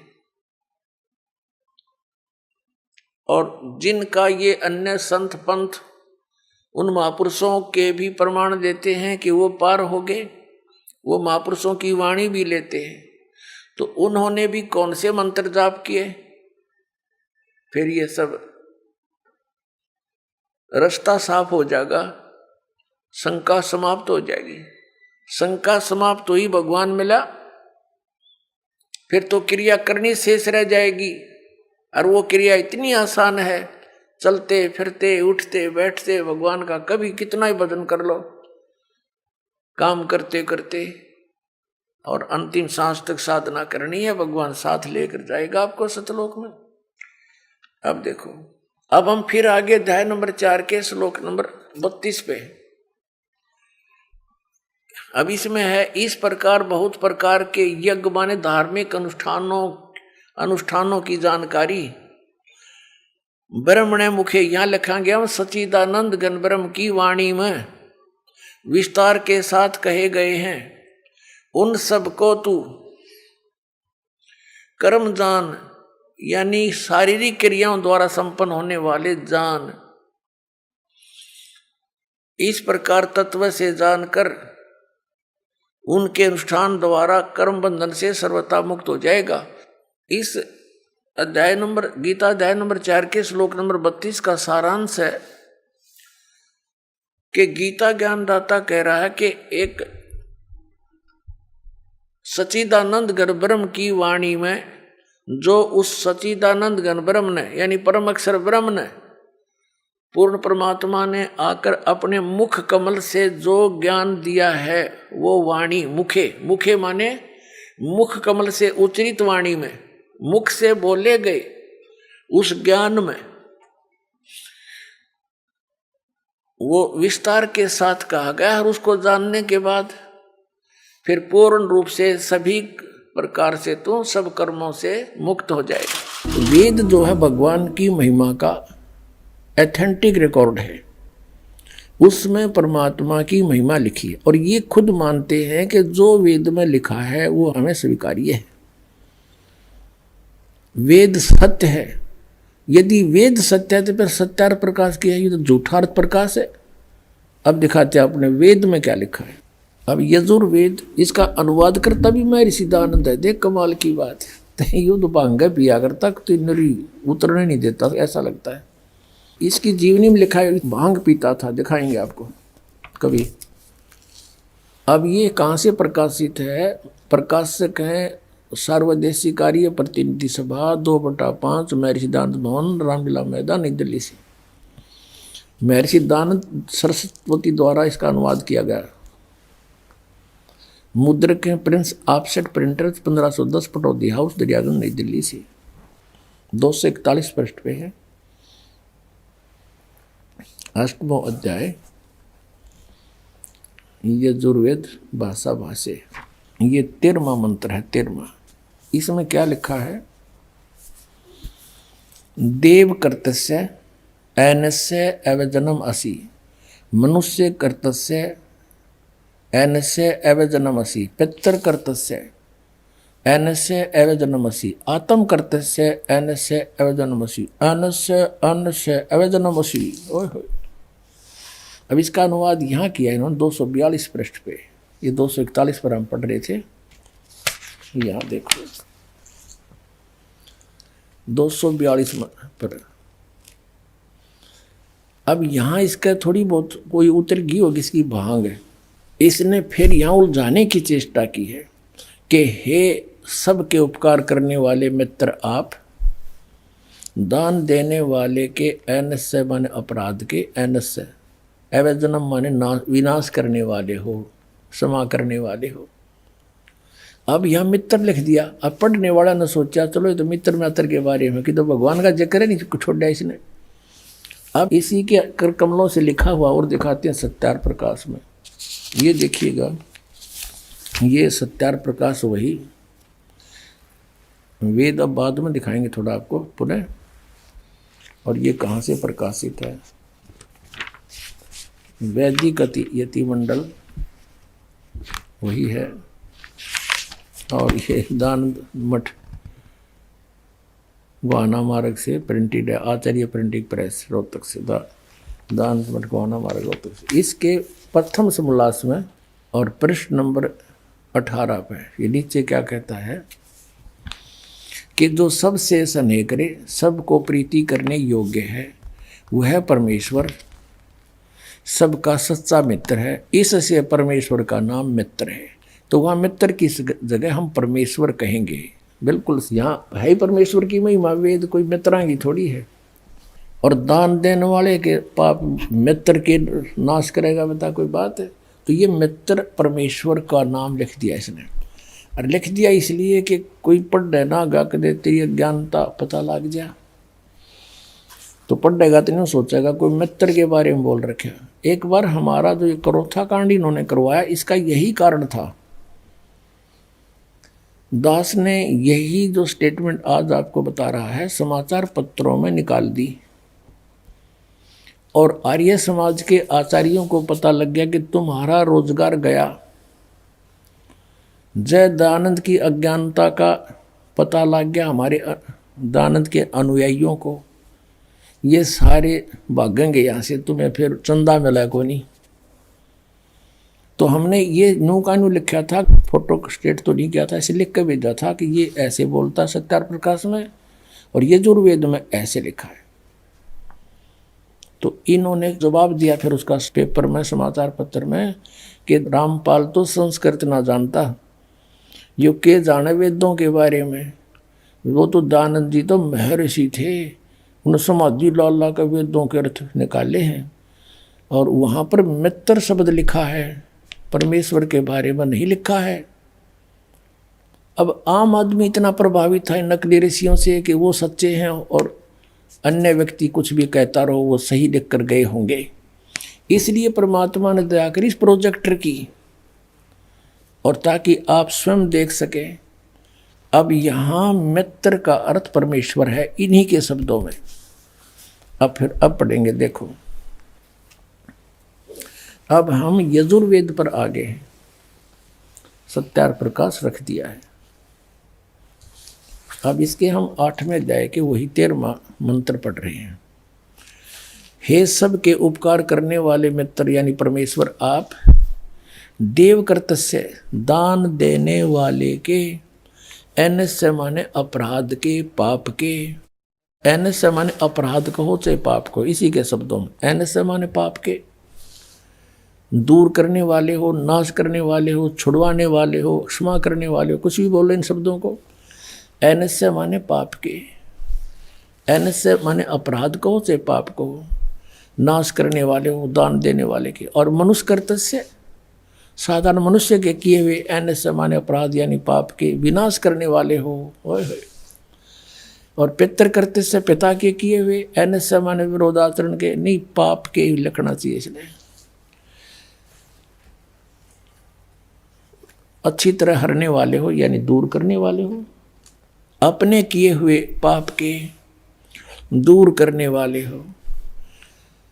एनस्य एनस्य अधर्म के अधर्म यानी पाप के पाप, घोर पाप के नाश करने हारे हो। विद्वान यानी जानता हुआ मैं जो कुछ भी अधर्म आचरण किया करता हूँ वह करूँ, अनजान में जो कुछ भी किया करता हूँ वह करूँ, उस सब एनस्य माने पाप के दूर करने वाले हो। युद्ध परमात्मा के तनु का है वेद ज्ञानदाता कि वो परम अक्षर ब्रह्म है, वो घोर पाप का भी नाश कर देता है, घोर पाप के, और जो कुछ भी करता हूँ या करूँ उसको भी पाप नाश कर देता है। और ये कहते हैं पाप नाश भगवान नहीं कर सकता। इन सभी प्रमाणों से सिद्ध है कि जैन धर्म की सभी धारणाएं व भक्ति क्रियाएं शास्त्र विरुद्ध हैं। इसलिए गीता अध्याय 16 श्लोक 23 के अनुसार इनसे कोई लाभ नहीं हो सकता, अर्थात जैन धर्म में की जाने वाली क्रियाएं व्यर्थ हैं। सवाल नंबर 5, जैन धर्म के अनुसार संथारा का क्या महत्व है? इन प्रक्रियाओं को जैन धर्म के लोग क्यों धारण करते हैं? इससे श्रावकों अर्थात साधकों को क्या लाभ प्राप्ति हो सकती है? जैन धर्म में ऐसी मान्यता है कि जब कोई व्यक्ति या जैन मुनि अपनी जिंदगी पूरी तरह जी लेता है और शरीर उसका साथ देना छोड़ देता है तो उस वक्त वो संथारा ले सकता है। संथारा एक धार्मिक संकल्प है। इसके बाद वह व्यक्ति अन्न त्याग देता है। इस विषय में पवित्र गीता जी में क्या कहा गया है देखिए। आपको दिखाते हैं श्रीमद् भगवत गीता पदछेद अन्वय साधारण भाषा टीका सहित। ये गीता प्रेस गोरखपुर से प्रकाशित है। जयदयाल गोविंद का इसके अनुवादक है। ये अध्याय नंबर 4 है श्रीमद् भगवत गीता का। ये 25 में क्या कहा है? दूसरे योगीजन देवताओं के पूजन रूप यज्ञ का यानी धार्मिक अनुष्ठान का भली प्रतिभांति अनुष्ठान किया करते हैं। पर उपासते माने पूजा करते हैं। ये उपासते माने पूजा करते हैं। और अन्य ब्रह्म अग्नौ यानी ब्रह्म परब्रह्म नहीं, इस काल की साधना तक सीमित है, आत्म रूप यज्ञ का हवन किया करते हैं। और 26वां अन्य श्रोत्रादि समस्त इंद्रियों को संयम रूप अग्नियों में हवन किया करते हैं, यानी कुछ अपने इन कान आदि रोक राख कर ये क्रियाएं करते रहते हैं। दूसरे योगीजन शब्द आदि शब्द स्पर्श रूप रसगंध इन समस्त विषयों को इंद्रिय रूप अग्नि में हवन किया करते हैं, यानी अपनी संयम साधना में लगे रहते हैं। दूसरे योगीजन इंद्रियों की संपूर्ण क्रियाओं को और प्राणों की समस्त क्रियाओं को, श्वासों की, प्राण माने श्वासों की, ज्ञान से प्रकाशित आत्म संयम रूप योग रूप अग्नि में हवन किया करते हैं। हवन माने साधना करते हैं। और कई पुरुष द्रव्य संबंधी यज्ञ करने वाले हैं, यानी द्रव्य संबंधी माने धन से होने वाला, जैसे कोई भंडारा कर दिया, कितने कंबल बांट दिए, और कहीं कोई धर्मशाला बनवा दी, कोई मंदिर बनवा दिया, इस तरह कितने भंडारे कर दिए। इस तरह कहते हैं कुछ एक इस प्रकार की साधना करके संतुष्ट है कि हमने बहुत कुछ कर लिया। द्रव्य संबंधी यज्ञ, द्रव्य माने धन से होने वाली करने वाले कितने ही तपस्या रूप यज्ञ करते हैं, कई तपस्या ही करते हैं, अनुष्ठान करते तपस्याओं का। दूसरे योग करते हैं, योग अभ्यास यानी पेट घुमा दिया कि ऊपर न पर नीचे न सर कर ली, इस तरह की क्रियाओं से ही वो अपने आप को संतुष्ट मानते हैं। और कुछ एक अहिंसावादी तीक्ष्ण व्रतों से युक्त यत्नशील पुरुष, कुछ एक ऐसे जैसे मुंह पर पट्टी बांध के और नंगे पैरों चल रहे, इसको अहिंसावादी तीक्ष्ण व्रत बोलते हैं। कुछ ऐसी क्रियाएं करते हैं। और कुछ स्वाध्याय रूप ज्ञान यज्ञ करने वाले हैं, जैसे गीता जी का पाठ कर लिया या कोई मंत्र, वेदों के मंत्र गोट लिए, इस तरह के स्वाध्याय बोलते हैं। अब 29-30 में क्या कहा कि दूसरे कितने योगीजन अपान वायु में प्राण वायु को हवन करते हैं, यानी अपने इन अंदर की 5 प्राणों से ही खसते रहते हैं, प्राण वायु को अपान वायु में। अन्य कितने ही नियमित आहार करने वाले हैं, यानी सीमित आहार, एक बार खा लिया, थोड़ा सा खा लिया, उसका अभ्यास करते रहे। कुछ प्राणायाम करते रहते हैं, प्राणों की और अपान की गति को रोककर प्राणों को श्वास छोटा कर बड़ा श्वास बढ़ाने घटाने के चक्कर में लगे रहते हैं, प्राणों में हवन किया करते हैं। ये सभी साधक यज्ञों के द्वारा पापों का नाश कर देने वाले यज्ञों को जानने वाले हैं। इसका वास्तविक अर्थ ये है कि ये सभी अपनी अपनी साधनाओं को पाप नाश करने वाली जानते हैं। यदि ये इनको पता लग जाए कि ये साधना पाप नाशक नहीं है, तुरंत त्याग देंगे ये। यदि यही सही होते, फाइनल होते, तो चौथे अध्याय के 32वें श्लोक में गीता ज्ञानदाता ये नहीं कहता कि और विस्तार के साथ वहां लिखी हुई है। अब और विस्तार क्या रह गया, जितने डोले डोने थे सारे लिख कर रखे, इसमें बता रखे। अब देखना अध्याय नंबर 4 के और श्लोक नंबर 32 में कहा है, इसमें एक शब्द है एवं बहुविधा यज्ञ वित्ता ब्रह्मणे मुखे। ये ब्रह्मणे शब्द है इसमें, चौथे अध्याय के 32वें श्लोक में। कर्मजान विधितान सर्वान एवं ज्ञात्वा विमोक्ष से। अब क्या बताते हैं, इस ब्रह्मणे मुखे का जो अर्थ, ब्रह्मणे मुखे को हमने देखना है, इन्होंने अनुवाद गलत किया है। एवं माने इस प्रकार बहुत प्रकार के यज्ञ यानी धार्मिक अनुष्ठान इन्होंने वेद की वाणी में कर दिया, ये गलत कर दिया। ब्रह्मणे मुखे कार से लिखना था, सच्चिदानंद घन ब्रह्म की वाणी में विस्तार से कहे गए। उन सबको तू कर्म जान यानी कर्मों से शारीरिक क्रियाओं से संपन्न होने वाले जान। नाम उठत नाम बैठत नाम सोत जागबे, नाम खाते नाम पीते नाम सेती जागबे लागबे, ये क्रिया है उसमें।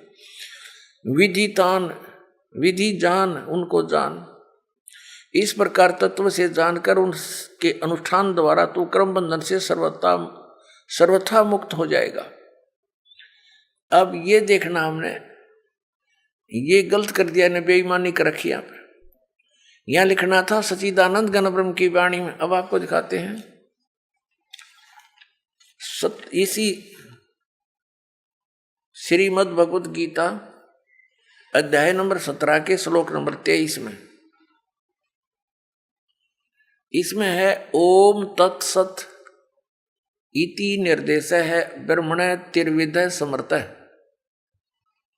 ब्राह्मणा तेन वेदा च यगा च विहिता पुरा।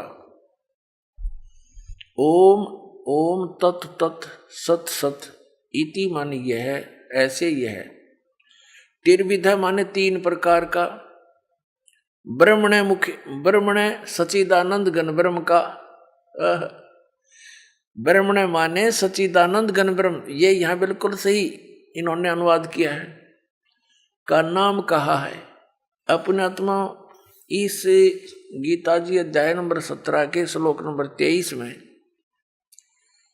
एक तो ये कंसेप्ट क्लियर हो गया कि गीता ज्ञान दाता से एक सच्चिदानंद घन ब्रह्म कोई और है, सुप्रीम पावर, समृद्ध शक्ति, और उसका मंत्र है ओम तत्सत।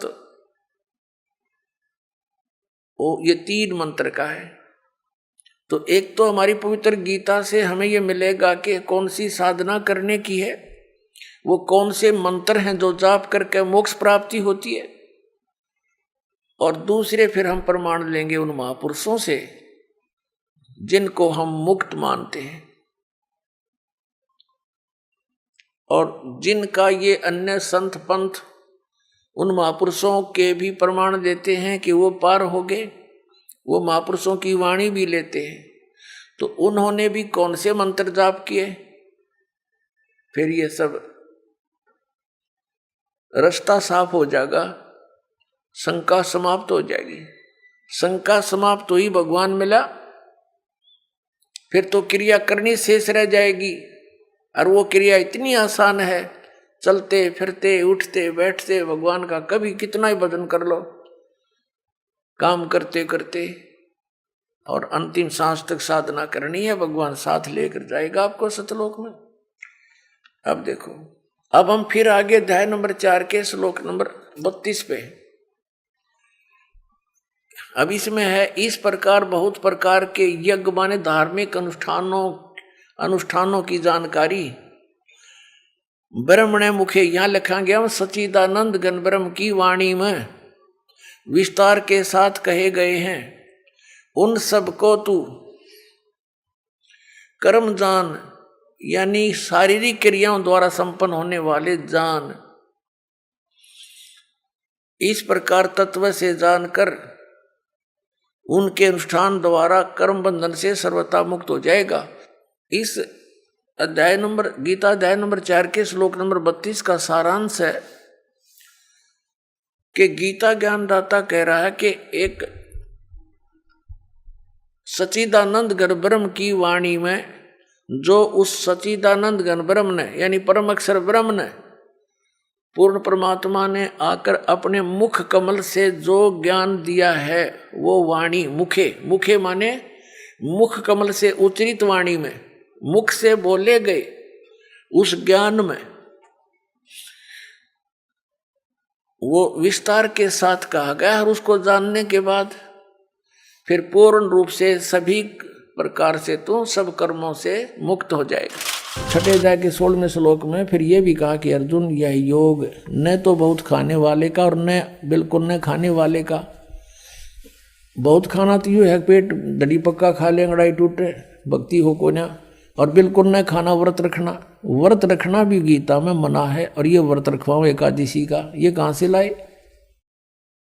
और न बहुत सहन करने वाले सोने वाले का और न अधिक जागने वाले का सिद्ध होता। यानी 16वें में तो ये भी कंसेप्ट क्लियर कर दिया है कि व्रत रखना भी व्यर्थ है, और ये एकादशी का व्रत तो बहुत महत्वपूर्ण कर बताते।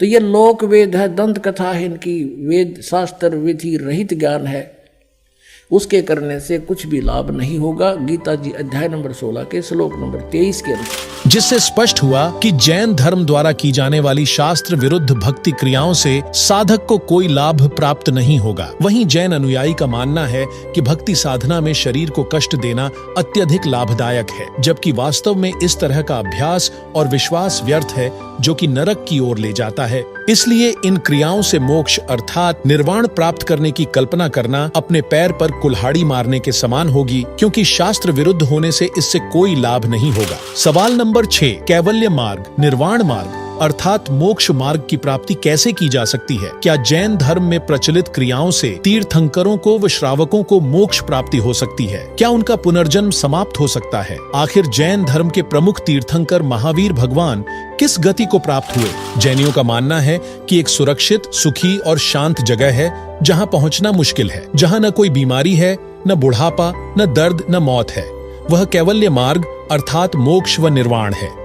उनका मानना है कि महान संत वहां पहुंच चुके हैं, वे दुखों से मुक्त हो चुके हैं, क्योंकि वे कैवल्य मार्ग अथवा मोक्ष मार्ग या निर्वाण मार्ग को प्राप्त कर चुके हैं। जबकि परमात्मा प्राप्त संत बताते हैं कि सतलोक नामक एक अविनाशी स्थान है, जहां परमात्मा परम अक्षर ब्रह्म रहते हैं, जहां न कोई बुढ़ापा है, न दुख है, न मृत्यु है, जिसे गीता अध्याय 18 श्लोक 62 में सनातन परम धाम कहा गया है। उस अविनाशी स्थान को केवल तत्वदर्शी संत द्वारा दी गई पूर्ण परमात्मा की सतभक्ति से प्राप्त किया जाता है।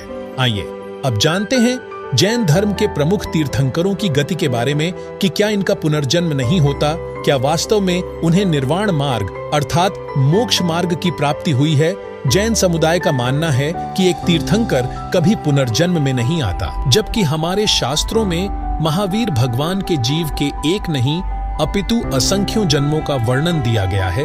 देखिए, अब दिखाते हैं कि महावीर जैन की फिर के दुर्गति हुई। अब ये तो क्लियर हो गया कि मारीची ने उपदेश लिया ऋषभदेव से, जो प्रथम तीर्थंकर था, और वही आत्मा बीच में कितना कष्ट उठाया, आगे वो के बनी महावीर जैन वाला जीव। अब देखिए इन्हीं की पुस्तक में, ये पुस्तक है आओ जैन धर्म को जाने, धर्म मंच प्रश्नोत्तर माला, प्रवीण चंद्र जैन M.A. शास्त्री, ये इसके लेखक हैं। आओ जैन धर्म को जाने, लेखक है प्रवीण चंद्र जैन M.A. शास्त्री, जम्बूद्वीप हस्तिनापुर। प्रकाशक है श्रीमती सुनीता जैन, जम्बूद्वीप हस्तिनापुर, मेरठ उत्तर प्रदेश में। ये कहाँ से छपी है? मुद्रक है Dhirendra Jain, new Rishabh offset printers, ये मेरठ यहाँ से मिसप्रिंट सा है। अब इसके हम 293 से प्रारंभ करते हैं, 293। आओ जैन धर्म को जाने, विशेष प्रकरण। श्री महावीर भगवान के अन्य कौन कौन से नाम हैं? उत्तर दिया है अन्य 5 नाम है, वीर, अतिवीर, सन्मति, महावीर एवं वर्धमान। अब आगे चले 294 पे और 3351 नंबर ये प्रश्न है। श्री महावीर भगवान के जीवन का कथन कहाँ से प्रारंभ होता है? पुरुरवा नामक भील की पर्याय से, यानी मारीची से पहले ये एक भील था। उससे पहले क्या था वहां तक इनको लेखा नहीं, यहां तक से शुरू किया मैं। तो पुरुरवा भील कौन था और उसने क्या किया?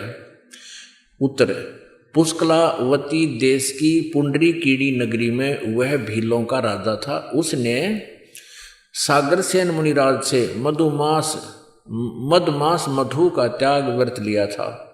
जिसे जीवन पर्यंत पालन किया। फिर श्री महावीर भगवान का जीव पुरुरवा भील के शरीर से कहाँ गया? पर्याय से पहले सौधर्म स्वर्ग में 1 सागर की आयु वाला देव हुआ। पहले स्वर्ग के बाद श्री महावीर भगवान का जीव किस पर्याय में गया?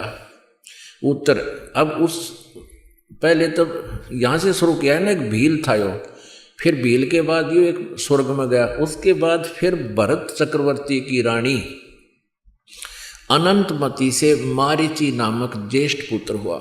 ये मारीची वही है ऋषभदेव का पोता, और यही आगे चल के ये जीव महावीर जैन बना, पुत्र हुआ।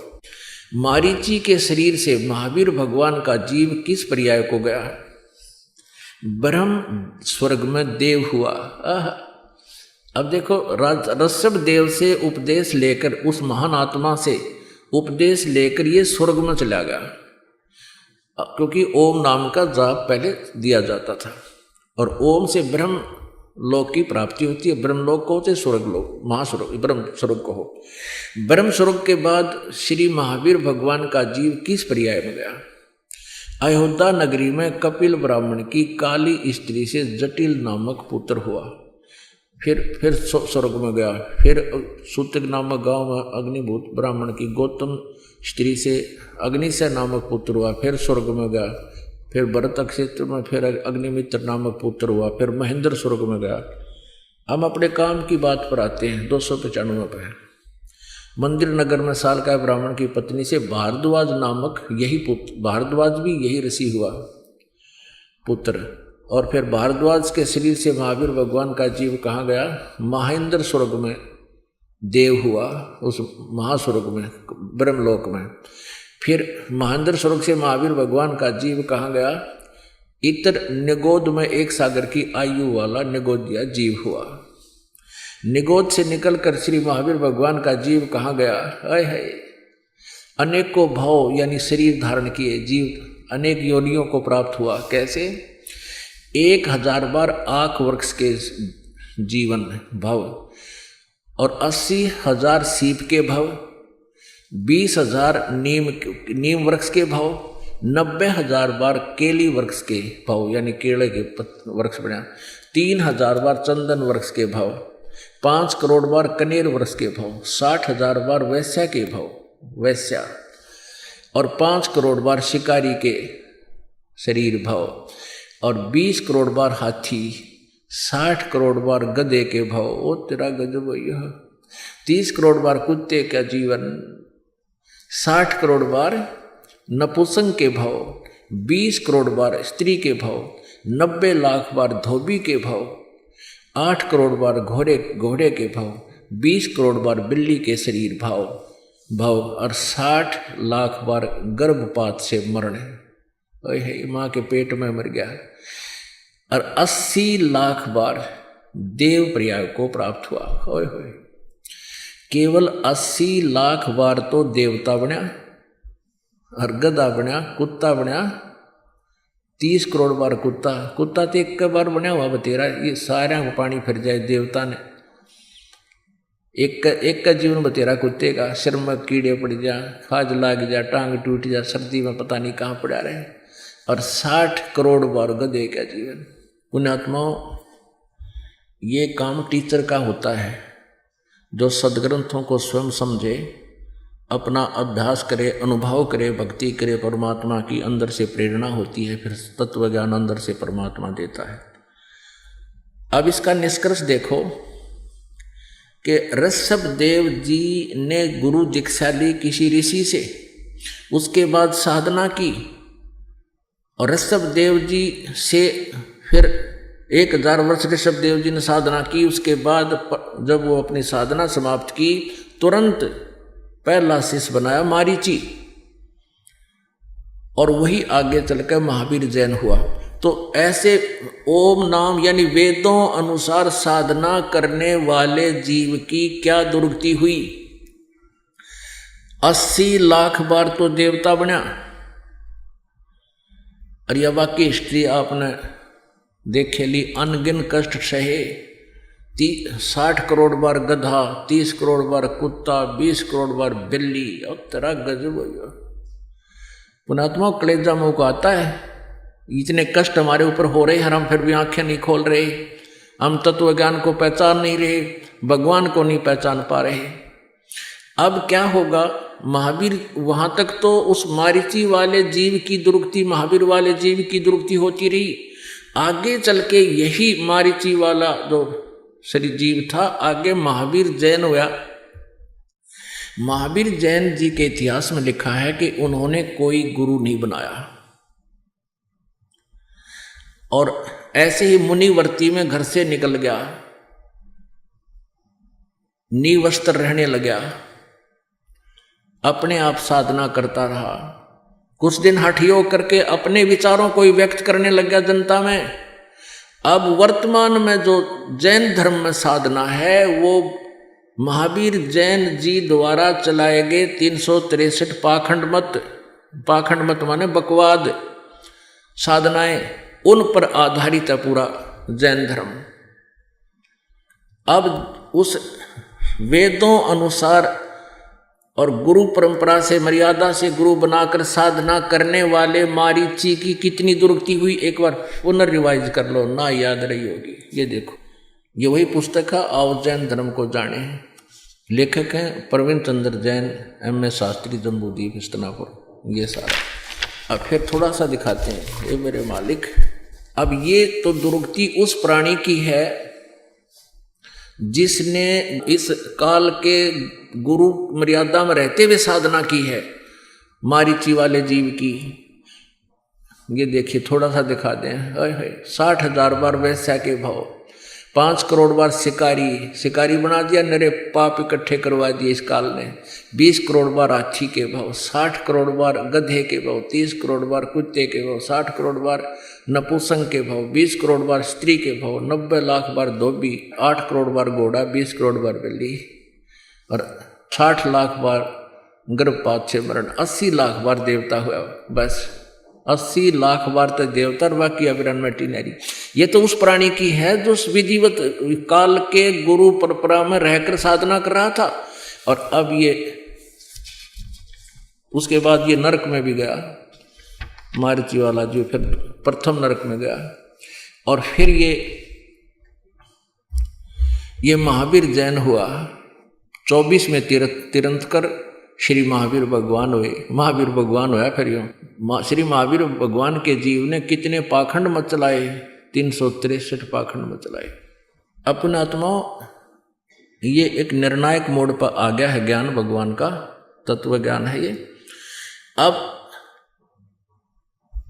अब महावीर जैन की के दुर्गति हुई होगी, उसका तो वर्णन नहीं कर सकते क्योंकि उसने तो कोई गुरु बनाया ना।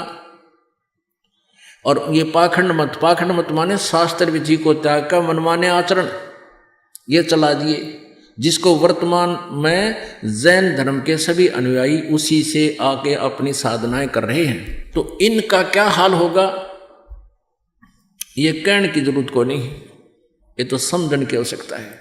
अब ऋषभ देव जी की क्या दुर्गति हुई ये आपको दिखाते हैं। ये देखिएगा, श्रीमद् भगवत सुधा सागर, गीता प्रेस गोरखपुर से प्रकाशित है। भगवान वेद व्यास कृत श्रीमद् भगवत 12 स्कंदों की सरल हिंदी व्याख्या श्लोकांक सहित सुख सागर, गीता प्रेस गोरखपुर से प्रकाशित है। प्रकाशक व मुद्रक हैं गीता प्रेस गोरखपुर, गोविंद भवन कार्यालय कोलकाता का संस्थान। ये इनके फैक्स फोन नंबर है। ये देखिएगा 281 पृष्ठ पे, यहाँ 280 पे। इससे भगवान ऋषभ देव यद्यपि इंद्रादि सभी लोकपालों के भूषण रूप से थे, तो भी जड़ पुरुषों की भांति अवधूतों के से विविध वेश, भाषा और आचरण से अपने ईश्वरीय प्रभाव को छिपाए रहते थे। अंत में उन्होंने योगियों को देह त्याग की विधि सीखने के लिए अपना शरीर छोड़ना चाहा। वे अपने अंतःकरण में अभेद रूप से सचित परमात्मा को अभिन्न रूप से देखते हुए वासनाओं की वृत्ति से छूटकर लिंग देह के अभिमान से भी मुक्त होकर उपराम हो गई। इस प्रकार लिंग देह के अभिमान से मुक्त भगवान ऋषभदेव जी का शरीर योग माया की वासना से केवल अभिमान भास के आश्रय से ही पृथ्वी तल पर विचरता रहा। वह दैववश कोंक वेंक और दक्षिण आदि कुटक कर्नाटक के देश में गया और मुख में पत्थर का टुकड़ा डाले। ऋषभदेव जी ने मुंह में पत्थर का टुकड़ा डाल रखा था और बाल बिखेरे उन्मत्त के समान दिगंबर रूप से यानी कति नंगे कुटका चल के वन में घूमने लगा। इसी समय जंझावात के जंकोरे हुए बांस के घर्षण से प्रबल दावा अग्नि धधक उठी, यानी जंगल में आग लगी और उसने सारे वन को अपनी लाल लाल लपटों में लेकर वृषभदेव जी के सहित भस्म कर दिया। उड़द जल का मर गया ऋषभदेव जी दावा नल में। वन में आग लगी, ये वहाँ पत्थर मुंह में लेकर नंगा घूम रहा था। बताइए कोई एक भगत के लक्षण है? आप खुद विचार करिए पुण्यात्माओं। अब ये हालत ऋषभदेव की जब हुई, उस समय हुई ये, यानी काल की मर्यादा वत साधना कर रहा था। वहीं आओ जैन धर्म को जाने। पुस्तक के ही पृष्ठ 154 में लिखा है कि ऋषभदेव जी अर्थात जैन धर्म के प्रथम तीर्थंकर आदिनाथ वाला जीव ही बाबा आदम रूप में जन्मा, जिसे इस्लाम धर्म, ईसाई धर्म और यहूदी धर्म के लोग अपना प्रथम पुरुष मानते हैं। उपरोक्त तथ्यों से सिद्ध हुआ कि ऋषभदेव जी वो महावीर भगवान द्वारा की गई साधनाओं से उनकी क्या क्या दुर्गति हुई। जबकि तत्वदर्शी संत बताते हैं कि मानव जीवन बहुत मुश्किल से मिलता है, जिसका एकमात्र उद्देश्य निर्वाण प्राप्त करना है। यह केवल मानव जन्म में ही संभव है। सर्वशक्तिमान कबीरदेव चारों युगों में आते हैं और एक तत्वदर्शी संत की दिव्य लीला करते हैं और अपने सत्य आध्यात्मिक ज्ञान के माध्यम से वे अपनी पुण्य आत्माओं को जागृत करते हैं और मानव जन्म का महत्व समझाते हैं। परमात्मा कहते हैं, मानुष जन्म पाए कर जो नहीं रटे हरि नाम, जैसे कुआं जल बिना फिर बनवाया क्या काम। परमात्मा ने समाधान भी दिया है, जो कि पूर्ण संत द्वारा बताई गई सतभक्ति करना है। जो एक सच्चा आध्यात्मिक संत होता है वह शास्त्र आधारित भक्ति बताता है, जिससे मानव जन्म की सभी समस्याएं समाप्त हो जाएंगी तथा जन्म और पुनर्जन्म का दुष्चक्र भी समाप्त हो जाएगा। परमात्मा कहते हैं कि पूर्ण गुरु से नाम उपदेश लेकर नियमों में रहकर भक्त को सतभक्ति करनी चाहिए, फिर मोक्ष दूर नहीं है, जिसकी पहचान आप इसी वीडियो में देख चुके हैं। दर्शकों, आज महान संत रामपाल जी महाराज इस धरती पर एकमात्र पूर्ण गुरु हैं, जो सतभक्ति प्रदान कर रहे हैं, जो कि शास्त्र आधारित है। इसलिए दर्शकों से निवेदन, वे संत रामपाल जी महाराज YouTube चैनल पर प्रतिदिन जगत गुरु तत्वदर्शी संत रामपाल जी महाराज के सत्संगों को देखें तथा परमात्मा को पहचानें और अपना कल्याण करवाएं। आइए अब हम उन श्रद्धालुओं के अनुभव जानते हैं जो जगत गुरु तत्वदर्शी संत रामपाल जी महाराज जी से दीक्षा प्राप्त कर चुके हैं तथा उनके द्वारा बताए गए भक्ति मार्ग पर चल रहे हैं। नमस्कार जी। नमस्कार सर। क्या नाम है जी आपका? शिवानी दासी। शिवानी जी, आप कहाँ से हैं? मैं देहरादून उत्तराखंड से हूँ। संत रामपाल जी महाराज से नाम दीक्षा आपने कब ली? मैंने 2013 में संत रामपाल जी महाराज जी से नाम दीक्षा ली थी। शिवानी जी, आपने क्या क्या भक्ति साधनाएं की हैं? हम लोग बाल योगेश्वर जी के सत्संग में जुड़े हुए थे बचपन से ही, मतलब जब फैमिली जुड़ी रहती है। 18 साल हमने बाल योगेश्वर जी के सत्संग में अपने बिताए। वहाँ पर हमने भक्ति की, जो भी वो भक्ति देते थे, और वही देवी देवता और पूजा वो सब किया हमने, पर हमें कोई भी लाभ नहीं हुए उससे। बाल योगेश्वर जी के सत्संग में हम 18 साल जुड़े रहे। तो फिर आप संत रामपाल जी महाराज जी की शरण में कैसे आई? संत रामपाल जी महाराज जी की शरण में आने का ये कारण था कि हम लोग बहुत दुखी थे और फिर हम लोग मतलब आर्थिक रूप से भी बहुत कमज़ोर हो गए थे, क्योंकि हम लोग के पास पहले बहुत ज़मीन थी, तो मतलब पापा मम्मी लोग सभी बीमार रहते थे, तो उनके कारण हमने अपनी ज़मीन भी बेच दी। फिर ऊपर से ये कि मम्मी जैसे घर में मतलब मम्मी के क्या होता था, एक दाना होता था, फिर बहुत बड़ी एलर्जी का रूप ले लेता था, उसमें मतलब बहुत ज़्यादा खून निकलने लग जाता था, जितनी हम उसमें दवाई लगाते थे और ज़्यादा वो मतलब बढ़ जाती थी।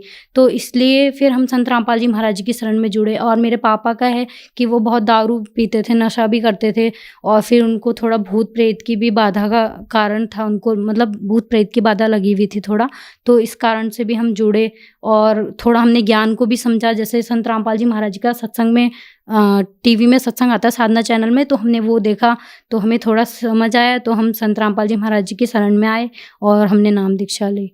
संत रामपाल जी महाराज से नाम दीक्षा लेने के बाद क्या आपको लाभ भी मिले?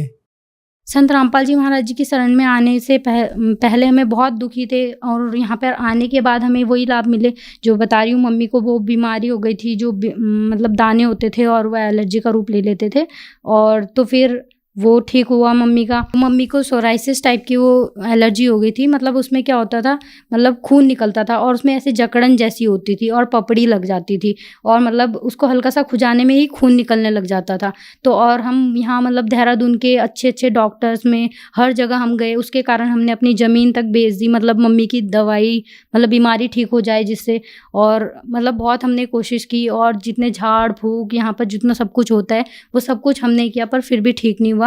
और फिर पापा का भी वही भूत प्रेत की बाधा थी, और फिर मेरी मम्मी पे तो खुद देवी भी आती थी, मतलब मेरी मम्मी को बोलते हैं ना नंदा देवी, वो आती थी और खुद मतलब लोगों का तो बता देती थी कि हाँ तुम्हें ये बीमारी हुई है, ठीक हो जाएगी, वो हो जाएगी, पर अपना ही बीमारी मतलब बीमारी रहती थी दिन भर। मतलब कभी कभी तो मतलब ऐसा रहता था बुखार में पड़ी है तो लेटी है, बीमारी है, मतलब ऐसा हो जाता था मम्मी को। तो मतलब अब हमने संत रामपाल जी महाराज जी की शरण में आने से हमारी मम्मी की भी तबीयत ठीक हो गई। पापा ने नशा छोड़ दिया है, और भूत प्रेत की बाधा तो गुरुजी बोलते, संत रामपाल जी महाराज जी बोलते हैं कि यहाँ नाम लेने से ही हट जाती है, तो वो भी हट गई है। और मैं और मेरा भाई भी अब ठीक ही रहते हैं मतलब, और परमात्मा की दया से हम पे घर भी है, रहने के लिए अच्छा है, सब कुछ सही है। संत रामपाल जी महाराज जी की दया से हमारे पास सब कुछ सही है, और आर्थिक स्थिति भी बहुत मतलब कमज़ोर हो गई थी इतनी, फिर अब उससे भी हम सही हो गए हैं, मतलब संत रामपाल जी महाराज जी की शरण में आने के बाद से ये सब हमें लाभ हुए। शिवानी जी, क्या काम करती हैं आप? मैंने होटल मैनेजमेंट किया हुआ है। शिवानी जी, जैसे कि आपने बताया कि आपने होटल मैनेजमेंट का कोर्स किया हुआ है, आप एक पढ़ी लिखी लड़की हैं। संत रामपाल जी महाराज जी के बारे में कहा जाता है कि उनसे श्रद्धालु अंधश्रद्धा के तहत जुड़ते हैं, क्या ऐसा ही है? नहीं, ऐसा तो बिल्कुल भी नहीं है, क्योंकि संत रामपाल जी महाराज जी हमें सब ज्ञान वेद शास्त्रों के अनुसार ही हमें बताते हैं। जो हमारे 4 वेद और शास्त्र और पुराण और बाइबल है, कुरान है, हर धर्मों की किताबों में आप छांट के देख लीजिए, ढूंढ के देख लीजिए। जब आपको यकीन ना हो तो गुरुजी हमें हाथ रख रख के उस जगह में दिखाते हैं कि यहाँ पर ये लिखा है, अल्लाह कबीर है, वो बाखबर है, मतलब दिखाई देता है, इंसान की तरह है, उन्होंने इंसान को अपने जैसा बनाया है। तो आपको वो देख के मतलब आपको खुद ही विश्वास हो जाएगा कि संत रामपाल जी महाराज जी का ज्ञान शास्त्रों के अनुसार है। और आजकल तो एजुकेटेड समाज है, सबको मतलब इतनी नॉलेज है, हम तो ऐसे अंधश्रद्धा के तहत जुड़ नहीं सकते, क्योंकि अभी सभी पढ़ा लिखा समाज हो गया, ऐसे तो कौन जुड़ेगा ना, तो इसीलिए हम यहाँ पे जुड़े हैं।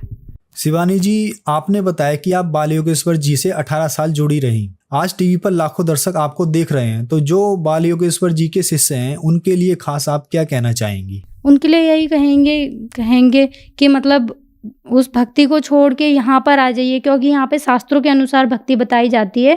मतलब गुरुजी संत रामपाल जी महाराज जी कुछ भी अपने अनुसार नहीं बताते, सब वेद और शास्त्रों के अनुसार बताते हैं। एक बार अपने वेदों और शास्त्रों को पढ़िए और यहाँ पे संत रामपाल जी महाराज जी की शरण में आइए। तो जो दर्शक आज आपको टीवी पर देख रहे हैं और वो भी संत रामपाल जी महाराज से नाम दीक्षा लेना चाहें तो कैसे ले सकते हैं?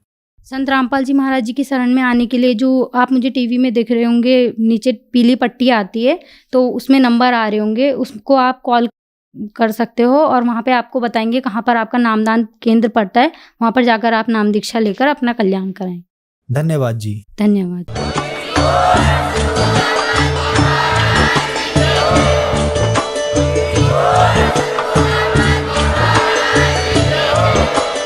आप सुन रहे थे जगत गुरु तत्वदर्शी संत रामपाल जी महाराज जी के मंगल प्रवचन। अधिक जानकारी के लिए विजिट कीजिए हमारी वेबसाइट www.jagatgururampalji.org। संत रामपाल जी महाराज जी के शुभ आशीर्वाद से पूरे विश्व भर में 500 से भी ज्यादा नाम दीक्षा केंद्र हैं, जिन पर संत रामपाल जी महाराज जी द्वारा ऑनलाइन निशुल्क नाम दीक्षा दी जा रही है। अपने नजदीकी नाम दीक्षा केंद्र का पता करने के लिए संपर्क करें 8222880541।